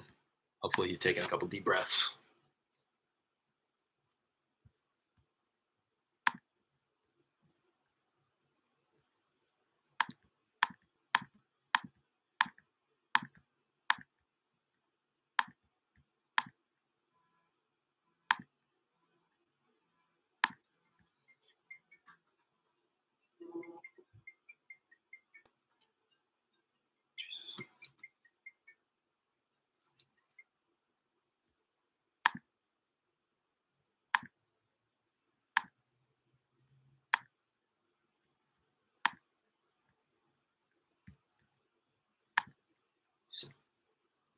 Hey, Michael?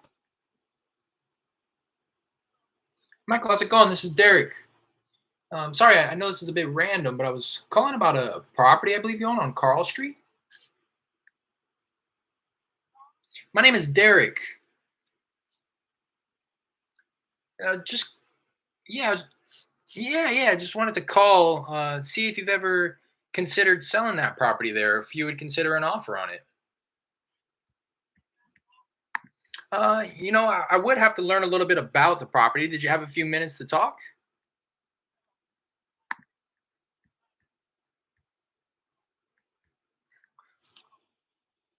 Okay, appreciate your time. Bye now. He says he's not interested if I'm not interested in making an offer. All that says to me is that he is not motivated, anyways. If he's not willing to give me the time, if that makes sense. Like, what do you mean? You just pinned me into a corner to make you an offer, and when I didn't, anything, and any number that I said at that point, I could have said $1 million, and he would have said that it wouldn't have been enough.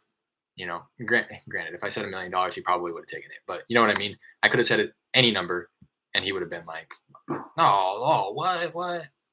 So I'm not going to do that, and I'm not going to make a blind offer if he doesn't understand the fact that I need to learn about the property before I can make him an offer. I do want to come up with a different type of response for that, though. Um, that's something that I'll work on tonight. I want to come up with a little bit more of a scripted response to, do you have an offer? Because typically hey, Sandra, got her voicemail right there. What I heard, who said that? God, what is his name? He's like the master driver for driving for dollars person too. He does the D for D mastery. He's out in Utah, I think. He did that challenge out in Florida. God, I'm mad that I forget his name. But what he says and what I said before in the past that I think I'm going to adopt permanently is he says, yeah, well, I've seen the outside of the property. I believe my partner drove by the other day. Obviously, I haven't seen the inside of the property. So we would just need to learn a little bit about the condition of the inside of the property before we made a firm offer and an offer that we can actually honor. You know what I mean? I would hate to just throw a number out and not even be able to honor that. I'm not in the business of just tossing numbers out. I'm in the business of buying homes. I got your email, my contact. I'm sure you can help me on the disposition side. I'm not having too many buyers with my buyer in Houston. You and a couple more from PropStream. That's all I need. Yeah, definitely, man. Definitely. And the deal's going to speak for itself too. If you get it locked up at a good enough price, it doesn't really matter. Hey, Joe. Hello. Hello.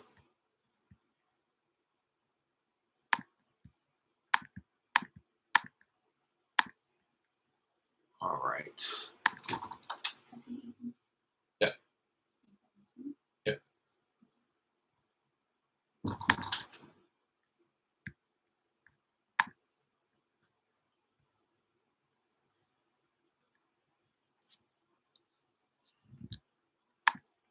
Hello.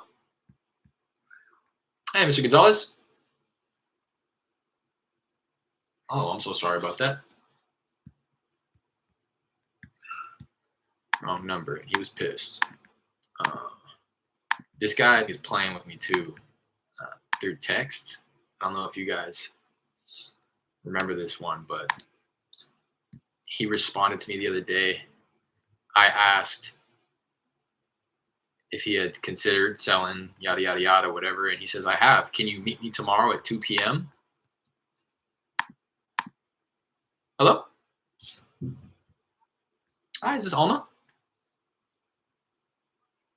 Oh, Sylvia, I might have the wrong information. Hopefully you can help me out. My name is Derek. I was looking for the owner of a property on Spooner Street.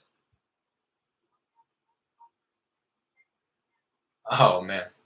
Okay, that's okay. Well, I'm sorry?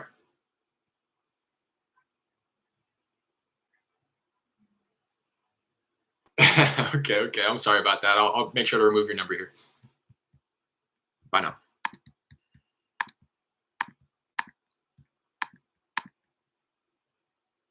Yo, Frank. Oh, okay. So this guy, he goes, I have considered selling. Can you meet me tomorrow at 2 p.m.? And I've heard enough horror stories to know that you don't just want to go out and meet somebody before you pre-qualify them, especially when you're going through text. Uh, hey, Juan. Hello. Hey, Juan. Juan, how's it going? This is Derek. Sorry, I know this is a bit random, but I was calling about a property I believe you own on Thomas Avenue.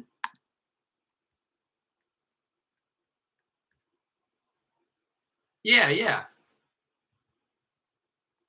yeah. I just want to. Yeah, I just wanted to give you a quick call and wanted to see if you'd ever consider an offer on your property there. You ever considered selling? No. Okay. Well, I completely understand.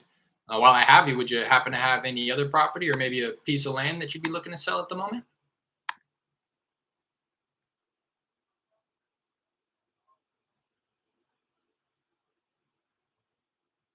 Mm-hmm. Mm-hmm. Mm-hmm. Okay. You think that you may be interested in selling that place on Thomas Avenue in the near future at all?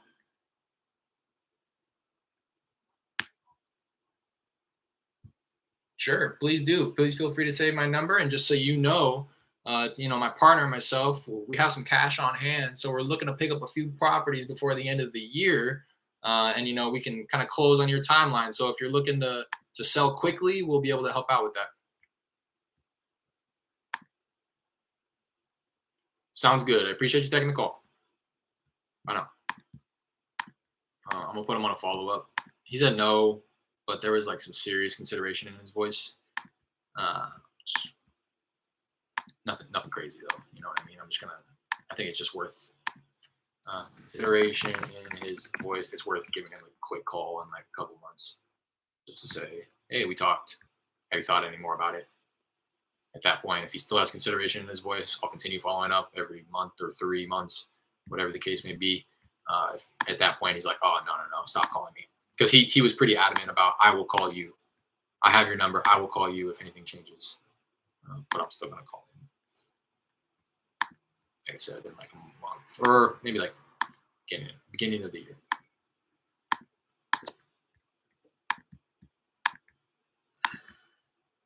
But back to the horror stories. I know it's a thing. I've heard people specifically through text because obviously you're not on the phone with these people and you lose that ability to kind of judge their character and determine if they're bullshitting you or not. Um, so what I've heard people will do, and I've even done this myself in years past, is kind of play with the person who's texting you. If they're looking for somebody else and you know that they have the wrong number, I've done it before. I've kind of just texted them back, pretending to be that person. You know what I mean? I would never do what this guy's trying to do. I think he's trying to do is actually have me go out to the property um, in order to play with me. You know what I mean? So that I show up to the property or my property specialist shows up to the property and then we knock on the door and the actual owner answers and they're like, what?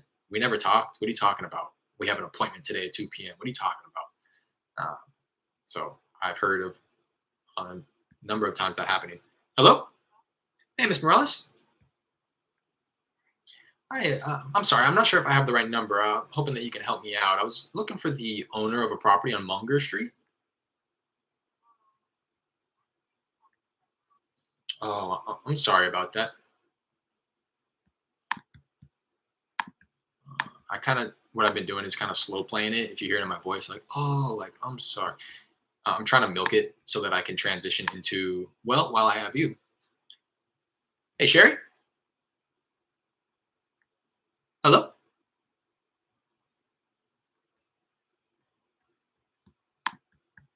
Voicemail. But to go back to this guy, that's what he's trying to do here. He said, can you meet me tomorrow at 2 p.m.? And I said, yeah, I could send somebody out. I'd love to learn a bit about the property first to see if we're a good fit. Did you have a moment to talk? This is me trying to push him onto the phone so that if he's really going to lie and play this game, then he's going to have to do it with me on the phone. He's going to have to talk to me and do it, in which he didn't respond. And then I put him in a follow-up sequence as if he was a hot lead, right? Because he's telling me, yeah, I'll sell, come meet me at the property. So I'm just, again, taking it on its face, saying, well, he's saying that he wants to sell and he's asking me out to the property. So I'm going to put him in the hot lead drip campaign. So then he got texted again today. So that was like 3 days ago. And then he got texted again today saying, hi, Michael, thanks for speaking with me about the address. Can we talk today so I can get you that cash offer? And he says, only in person. It could be legit, but it's, hey, Robert. Hello? Robert, how's it going? This is Derek. Sorry, I know it's a bit random, but I was calling about a property I believe you own on Lafferty Road. Yeah, I just wanted to give you a quick call, and I wanted to see if you'd ever consider an offer on your property there. You ever considered selling? All right, yeah, the address. I'm be glad to take a look. Hmm. Okay. Oh, it's 2816. You said, right? Right.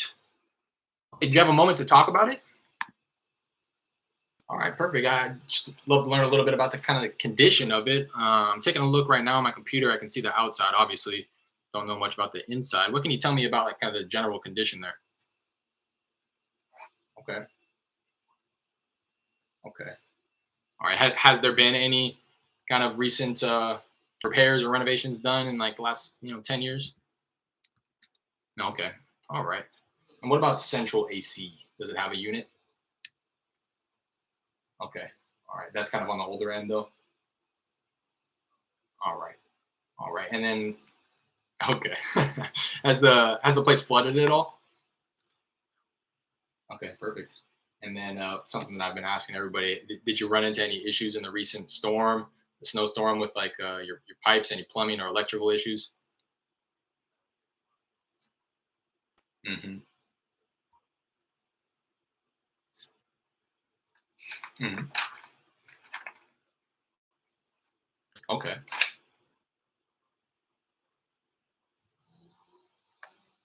gotcha, gotcha.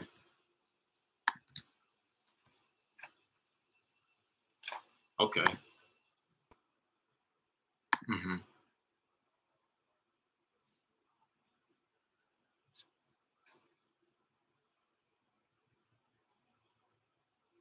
Okay, that's on the mortgage. You said you owe about 35. Okay, okay. Well, how long you guys kind of been thinking about selling it? It sounds like you guys. Okay, right. Okay, you still looking to sell that one too? Okay. I'd be glad to take a look at that one too. I'll let you know. It's kind of just a little bit about myself and what we're doing here. It's me and a couple partners. We do have some cash on hand, and we're looking to pick up a few properties before the end of the year. Kind of spend that cash here, so it's not just sitting in the account. And again, we are able to pay cash. So that being said, we are able to kind of close on your timeline as well. You know my type, huh? Yeah, yeah.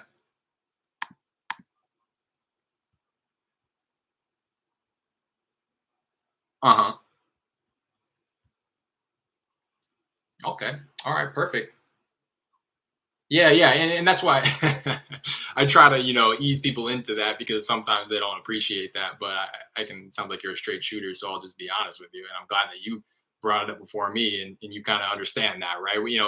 By no means are we looking to hit the lottery here, but, we are looking to make some type of a profit to cover the overhead. So, um, how quickly would you like to sell it if we could come to an agreement here on this place in Pasadena? Okay.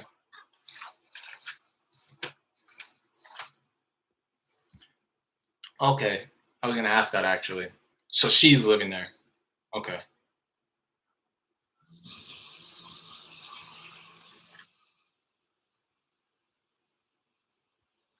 Okay. Right, right. So, okay.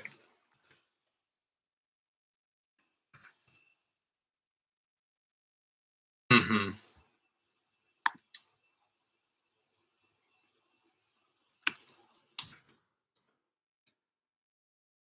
Right. Right. Yeah. And that, right.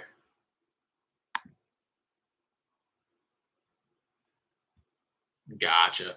Gotcha. Okay. I mean, has the conversation been had? I mean, does she have a place where she thinks that she would go to if the place does get sold? Because it sounds like it's her idea, right? That to sell the place in the first place. Okay. Okay. And just to kind of revisit that question, does she have a place in mind where she'd be going, or okay, gotcha. Right, right,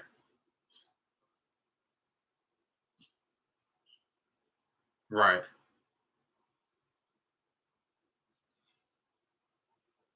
Yeah. And what is that number, if you mind me asking? I know you owe 35 on the mortgage, so how much are you looking to clear on it?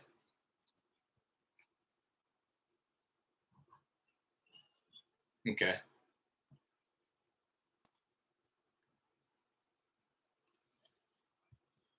Yeah. No, that may.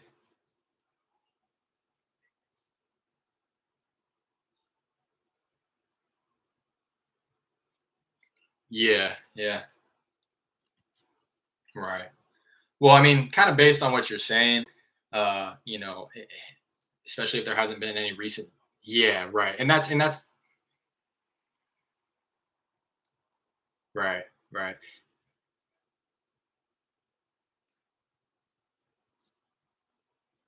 Hmm. Okay. Yeah, yeah, and then just you saying that because that's what we would be looking to do. We would be looking to do, the renovations, build the equity. Mm, yeah, I mean, if yeah, I mean, that's what I was gonna say. If we could come close to that 80,000 that you're looking for, is that something that you'd be wanting to move forward on? Yeah, yeah, and yeah, of course. I'd want you to do that too. That's why I don't want to, have you commit to anything. Yeah. So why don't we do this? What I can do is I can kind of do my homework. Yeah, and that's what I was gonna say. I mean, okay, okay. Yeah, yeah, absolutely. And that's why I ask, if you're looking for 80 and I can make that work, I would have to, get approval for that, to be quite honest. I don't want to just throw out a number that I can't honor. I'd want to, right. Yeah, yeah, exactly. So why don't we revisit then? Why don't I give you a call in like a week? Give you some time to talk to, okay, yeah, give you some time to talk to her.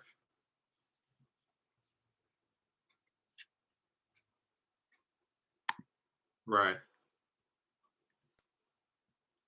Yeah, yeah, yeah. And that way it'll give me time because I want to make sure that I leave everything on the table too.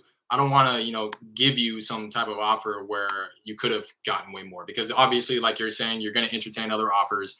I obviously want to be competitive. I don't come in with some silly number that isn't going to make sense for you. So that way I can get you the best offer that I can and you can kind of do your due diligence, figure out everything that's going on your end as well. And I'll give you a call, let's say Thursday next week around the same time. Yeah, no problem. I appreciate you taking the call, Robert. I'll talk to you soon. Bye now. Good lead. That's something that I'm wanting to work on. With those type of leads, they're always seeming like they're wanting to. I gotta go back and re-listen to my conversations. it always seems like they're trying to get off the phone um, towards the end. Like they're shooing me off when I'm trying to set follow up expectations. Like, okay, like if you probably heard me, I know you can't hear them, but if you heard me, like I kept saying something and he kept cutting me off. He wanted to be the one who was talking, which I'm cool with, but he wasn't really saying anything.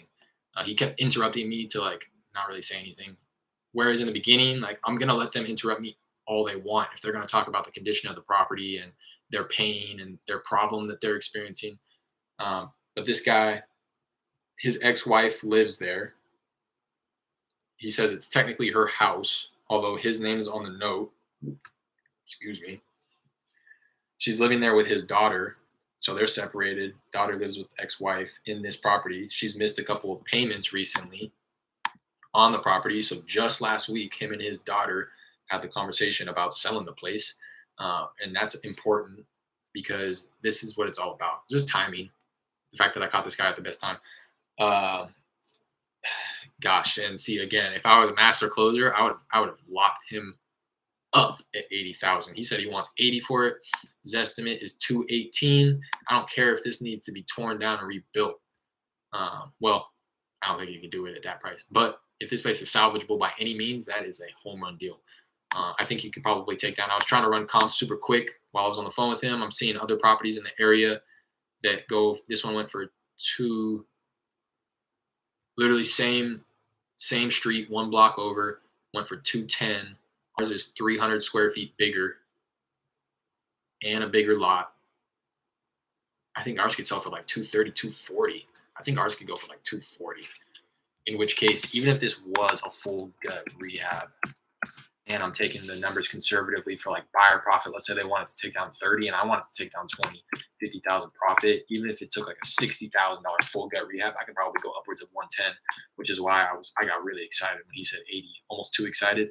And that's probably why, I know that I probably was saying something or turning him off because then he started saying things like, I don't even know if that's what I want.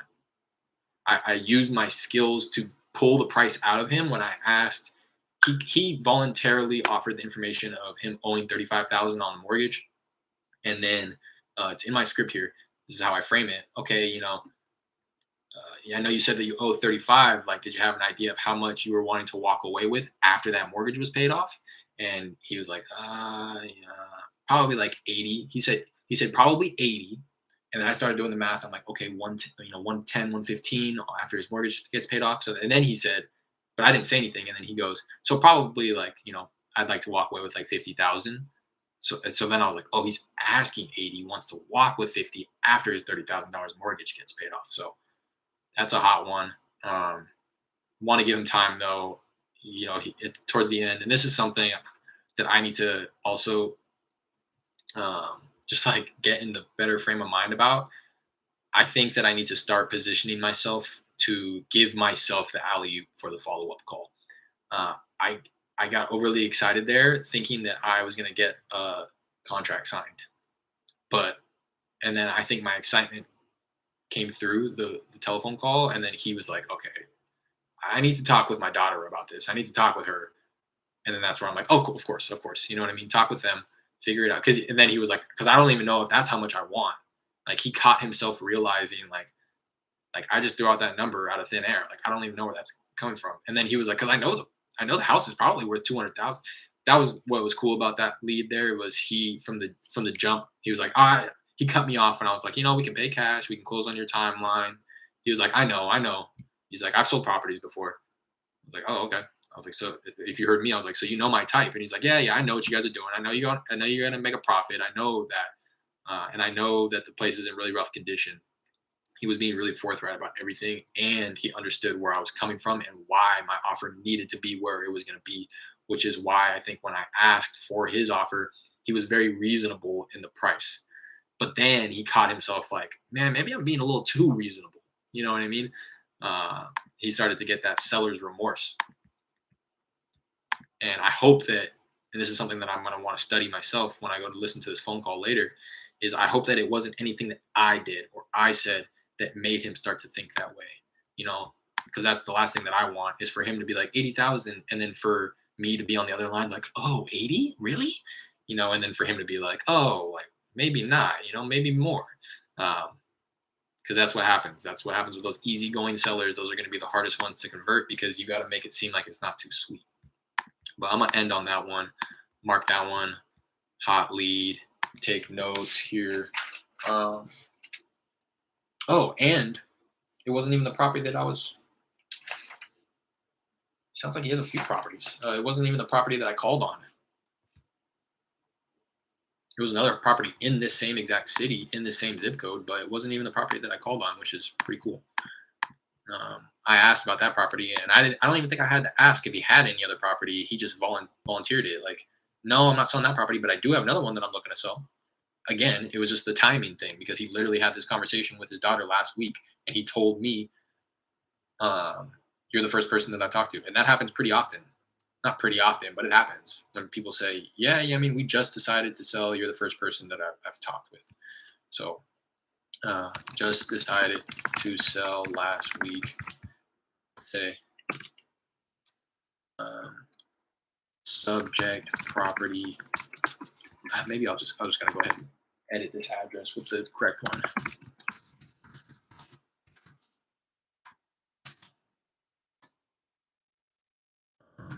Decided to sell last week.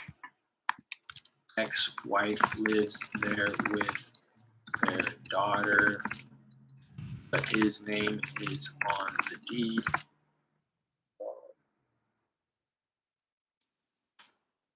Never flooded, but everything else needs to be replaced. Again, this is something that I talked about the other day when I got these type of leads on the phone. When they start going, like when they start saying things like, I mean, the place is in rough shape. He started by saying it needs a roof, and then he left it at that. And then I wanted to be like, okay, like I forget exactly what he said, but he was pretty much alluding to the fact that everything needed to be replaced. This place is in pretty poor condition. He kept saying stuff like that. So I didn't even bother to dig deeper on the condition aspect of it on my script. I just left it at that. I categorized it in my brain. I took note. This is a full rehab, right? It's not. I don't have to ask any more questions. He's coughing that information up that everything's gonna need to go. So I didn't even bother. Everything needs to be replaced. Um,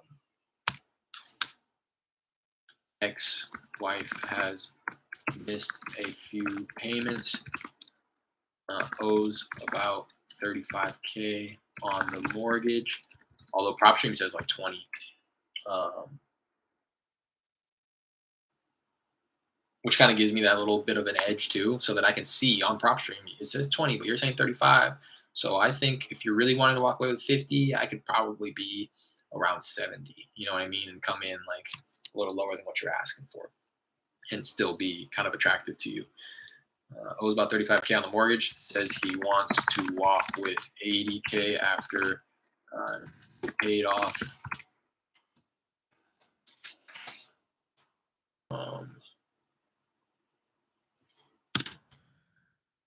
I said things like this is just the beginning, and I think that's what it is, and that's what I was talking about. I need to start framing the conversation and positioning myself to give myself the alley-oop on a future follow-up call, because I think I started to come across as, let's get this done right now, let's get it done, let's get it done. You're wanting to sell, I'm wanting to buy. But then he's like, okay, chill, like, and then once I offered to give him a week, he was like, yeah, let's do that, perfect.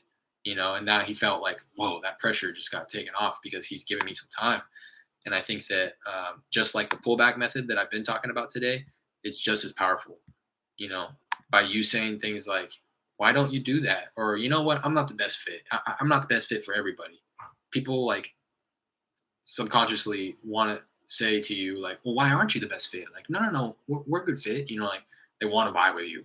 So it's kind of the same mentality where I'm willing to let you off the phone. You know what I mean? I don't want you to make a decision right now. Like, give it a week. You know what I mean? And now it's like, I'm on your side. I want you to take that time. I want you to think about this. I don't want you to make any rash decisions. I want it to be a win-win situation for the both of us. So I think that comes across as, strong and powerful. The fact that you're willing to let them off the phone and possibly lose out on the deal because he was talking about other people call me all the time. You're just the first person that I've entertained. So now it's just going to be on me follow up when I say I'm going to follow up. So things like this is just the beginning of me talking to people. So I'm not sure if I even want EK. Eric said that he would call in a week to give him time to speak with his daughter, and that would give Eric enough time to run his numbers to get him the very best. Probably contact me, make myself a calendar events to, I'm gonna say, follow up, possibly close, call back next week around this time. Perfect. Contact made. I'm gonna submit that. Come out here, exit this campaign. Boom. Leave it on a hot one right there. Come in here to see what type of numbers I put up today. Nothing to call.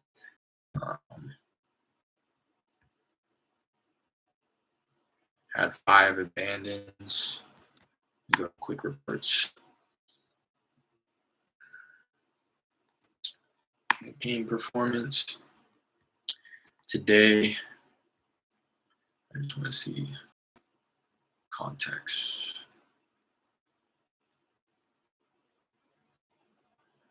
5, 6, 7, 8, like 12 contacts today. Not crazy at all. But again, it wasn't to be expected. These are old lists. The fact that I got a hold of anybody is pretty surprising to me, to be quite honest. So I'll leave it there. Appreciate everybody who's tapped in. This was a longer one, and I had a bunch of people in here. It seems like people are coming and going too. So if you're in here for the first time, I'd appreciate if you hit the like button, subscribe to the channel. I'm covering everything wholesaling real estate, specifically virtually wholesaling real estate. I'm doing living in California and sourcing opportunity out in Texas. I've done 2 deals virtually so far. I'm looking to get some more contracts under my belt here. So that's the type of content you're interested in. Again, I appreciate it if you hit the like button, subscribe, and if you have any questions, comments, concerns, recommendations, suggestions, feel free to put them in the comment section, whether you're watching this live or catching it after the fact when it gets posted. I will get notified. I get notified at any time. Leaves a comment. I try my best to respond in a timely manner. I will respond to every single comment. It just depends on how quickly I see it. So if you do have anything that comes up, or if you are in the Houston market like CWL type, let me know. I have my email here in the comment section. Please feel free to reach out if you either have a seller who you think is on the fence and needs some help, closing the contract out in Houston, or if you have a contract already locked up but you need some help on the dispo side of things. I do have buyers out in Houston, so let me know if you're wanting to collaborate on any deal out in Houston as well, or just in the surrounding area. It doesn't have to be the exact Houston city. I do Houston Metro, so any of the surrounding counties, as long as it's like 60 miles from within the middle of Houston downtown. So again, appreciate you guys. Until the next one. Peace.